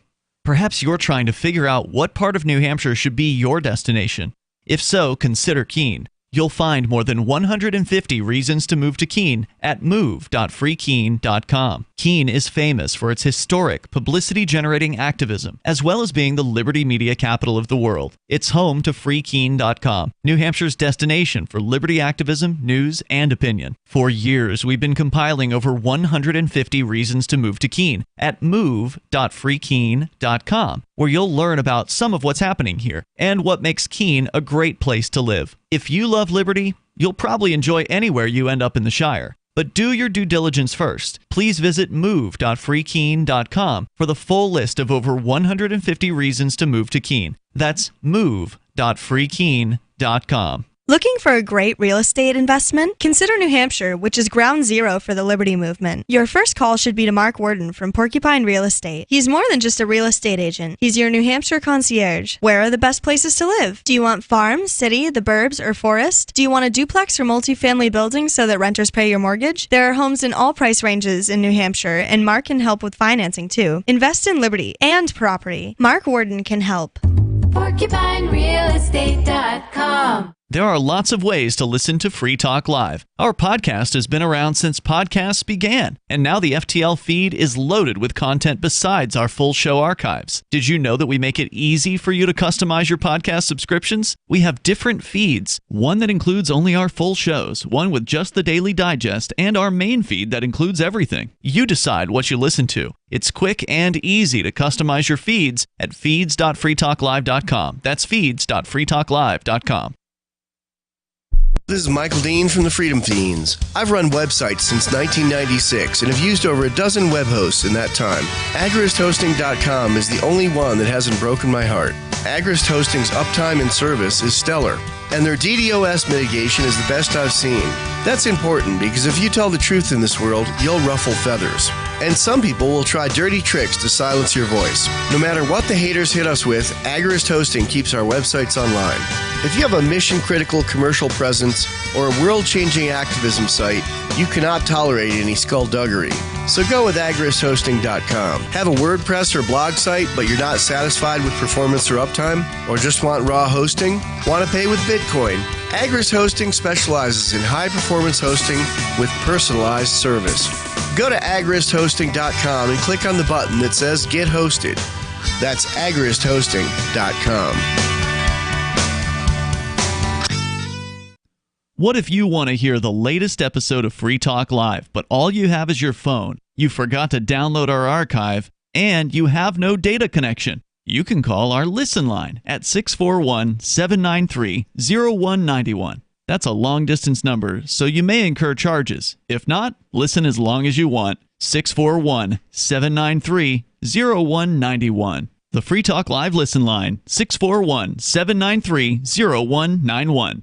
So you've signed the Shire Society Declaration and are planning your move to New Hampshire to be around more liberty-oriented people. Next, sign up for the Shire Society Forum at forum.shiresociety.com. There are a bunch of people there who are already in the Shire, and they want to meet you. If you're already in the Shire physically, you should also come by the forums. Remember, not everyone uses Facebook. New people are signing up for the Shire Society Forum every month, so drop in and say hello at forum.shiresociety.com. Don't miss a moment of Free Talk Live. Get our archives daily via our podcast at feeds.freetalklive.com.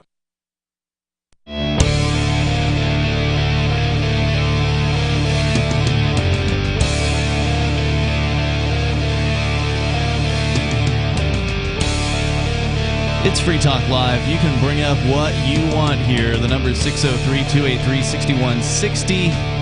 And Free Talk Live is brought to you by Bitcoin.com. If you're ready to get into the world of cryptocurrency, start learning about Bitcoin and Bitcoin Cash, you can do that over at Bitcoin.com. Just click Get Started right there at the top of the page, and you'll find some introductory videos that will give you the basics. And you should learn a little bit before you jump into this world, because it is a pretty different experience. There's some new ideas that you really ought to get a hold of, like decentralization, blockchain technology. You don't have to take a class on it to really grasp some of the basics. Just watch a few videos over at Bitcoin.com. Of course, you can dig as deep into it as you want to. They've got some great information on their news website over at news.bitcoin.com. You get the latest news headlines there.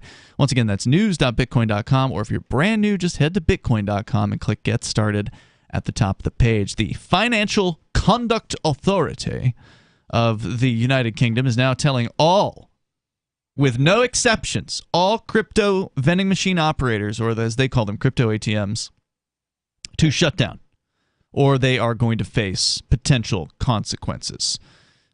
Quote, none of the crypto asset firms registered with us have been approved to offer crypto ATM services, meaning that any of them operating in the UK are doing so illegally, and consumers should not be using them, the FCA said in their statement that came out a few days ago.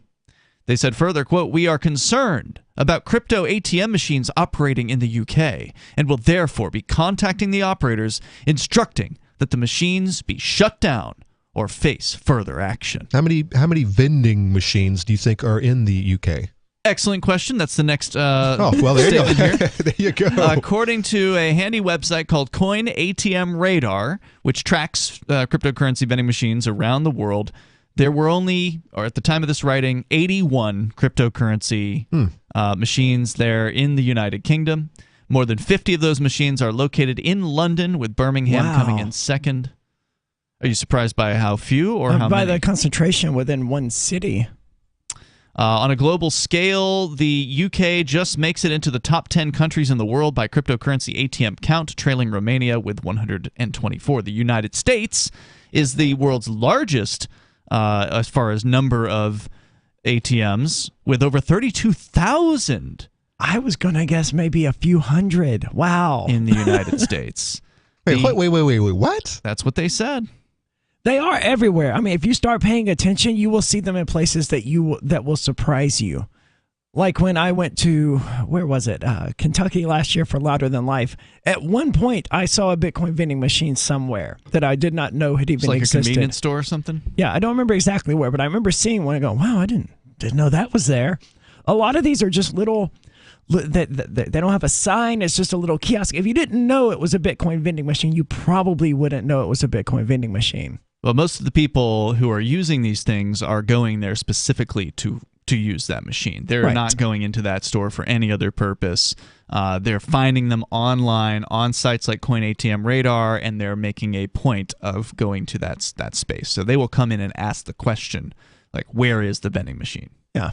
And they'll be pointed to it. Which is a lot safer than having, FBI agents driving through cities or whatever looking for where's the Bitcoin vending machine sign? Hold on, even the specialists call themselves ATMs? The specialists? Coin ATM Radar? They do that for convenience reason, because to the average person, it is a lot like an ATM, right? It's an electronic box and money's involved. It does bank stuff. Well, that's no, what it doesn't do But bank that's what an stuff. automated teller is supposed to do. It's supposed to do just bank stuff. Correct. Yeah, which is why ATM is a terrible terminology for it. But regardless, the FCA's most recent warning on cryptocurrency ATMs is just the latest in a series of crackdowns relating to the broader crypto industry. In January of last year, they issued a list of 5 concerns consumers should be aware of when dealing with cryptocurrencies, which related to consumer protection, price volatility, and misleading market material. The FCA added, quote, "If consumers invest in these types of products, they should be prepared to lose all their money." That's what we tell people that. That is good advice. I mean, you could lose everything. That is a possibility. Is it likely? No, if you invest only in fiat currency, though, you are guaranteed to eventually lose everything. No, you'll always have the dollars. Just whether or not they can buy anything is another question. They'll rot eventually. By the way, CoinATMRadar.com is tracking 36,452 ATMs. But it's in 76 countries, so I'm sure the 32 is us. It's hard to believe that there's that many in the U.S. And 4,000, it really is. And 4,000 floating around. And I'm going to look up New Hampshire and see how many we have here. Last I looked at New Hampshire, it was like 70-something. Quite a few. The warning was again reiterated in September of 2021 by the FCA's CEO, Nikhil Rathi. The FCA also has concerns over specific firms in the crypto industry, including the largest exchange, Binance. The regulator previously told Decrypt it has a, quote, huge issue with Binance's apparent lack of a headquarters. And in September last year, it said Binance's UK entity was, quote, not capable, unquote, of being regulated after it reportedly failed to provide basic information to the regulator. Binance doesn't have a headquarters? That's news to me. I thought they were on some sort of island nation in Africa or something like that, but I don't know. Well, that's essentially without a headquarters, I guess. I mean, it's not a subpoena that they would have to respond to. That's good for them. I mean, good for them for not having an actual physical, base where they're located. Smart. And they are the largest cryptocurrency exchange on the planet. So, but the point here is like, well, what good would it do for Binance to jump through their hoops? Obviously, if you go by what they did to these Bitcoin ATM operators, jumping through the hoops actually didn't do anything to help them. Nope. And now all of them, 100% of Bitcoin vending machine operators in the United Kingdom are being threatened with violence if they don't shut down. I imagine the vast majority of them have already shut down, and they shut down some point in last year. Well, according to this article, 80 of them were still in existence as of the writing of this piece, and this threatening statement just came out a few days ago. So, government's going to govern. Yep, and so that they're not just afraid of the cryptocurrency industry in the United States. All states that are paying attention should be afraid of cryptocurrency, as long as you've got a fiat currency. Now, if you're El Salvador and you don't have your own fiat currency, well, El Salvador is embracing Bitcoin because they actually can see the value in having a decentralized currency that cannot be manipulated by some other government around the planet. So kudos to, even though they did it wrong, I mean, I still don't agree with how they implemented the Bitcoin legal tender rules in El Salvador, but I do still appreciate where they're coming from.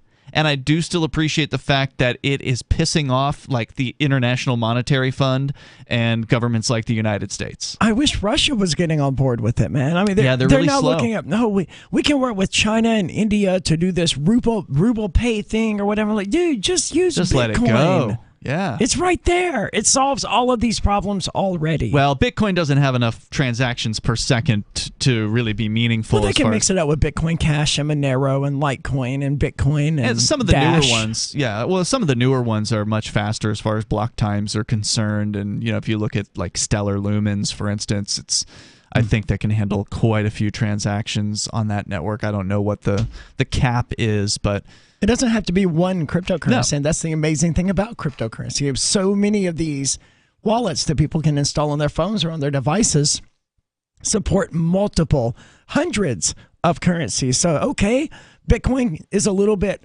bogged down. That's fine. Use a different one. Yeah, and this is something that people do need to take the time to learn about. It's not going to go away as much as these governments want to try to stop this kind of thing. Okay, fine. You're going to go shut down the Bitcoin ATM machines from the UK. Well, now you have to go after every peer-to-peer seller because that's Don't give them ideas. Well, they probably already have that. I suspect they've been targeting them just like they do here in the United States. But it's a lot harder to go after peer-to-peer sellers because they're not sitting in one location. The vending machines are easy to target. You can go pull up a map and you know exactly where they are all located. You can come in there with the jaws of life and rip them right out of the floor or the walls like they did with the Shire Free Churches machines the day they raided us, which, by the way, I believe our anniversary is coming up tomorrow. Yes, this was the last time I went to sleep a year ago before things got weird. That's right. Before government goons were kicking in doors and windows, bashing in our friend Nobody's front door with a Bearcat, battering ram, destroying various people's property, and all at 6 in the morning. Happy 1-year anniversary. Yeah, I don't know if it's really happy, but we're still gonna be here. Happy. Yeah, we're still here. I'm grateful to be here rather than in a cage.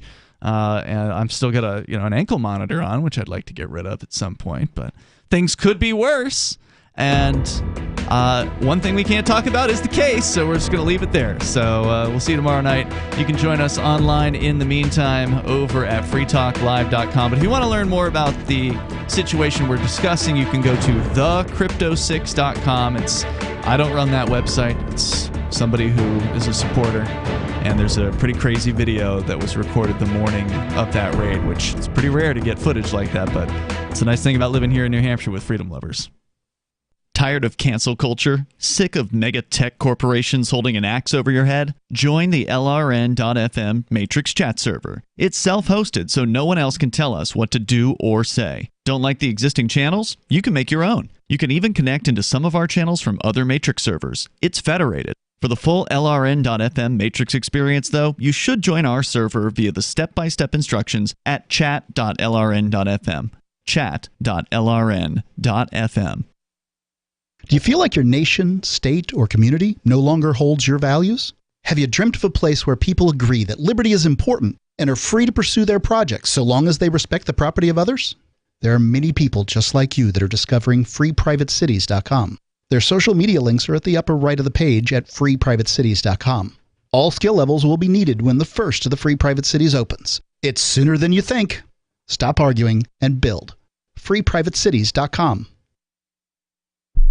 The new 4th edition of Healing Our World, The Compassion of Libertarianism, will take your understanding of liberty to a deeper level and has over 1,300 updated references, new cartoons, and a foreword by Dr. Ron Paul. With discounts for multiple book purchases, the 4th edition of Healing Our World is a great gift for the liberals, pragmatists, environmentalists, and Christians in your life who think libertarianism is cold-hearted. Get yours today at healing.freetalklive.com and use promo code FTL for a $5 discount. If you want to know the latest about Free Talk Live before we go on the air, all you need to decide is how you want it delivered. It's your choice. Visit news.freetalklive.com to receive our usually weekly news updates by email. Plus, we have a Twitter account at twitter.freetalklive.com, and you can follow us on the decentralized Mastodon platform at toot.freetalklive.com. So please follow us at toot.freetalklive.com and sign up for our emails at news.freetalklive.com.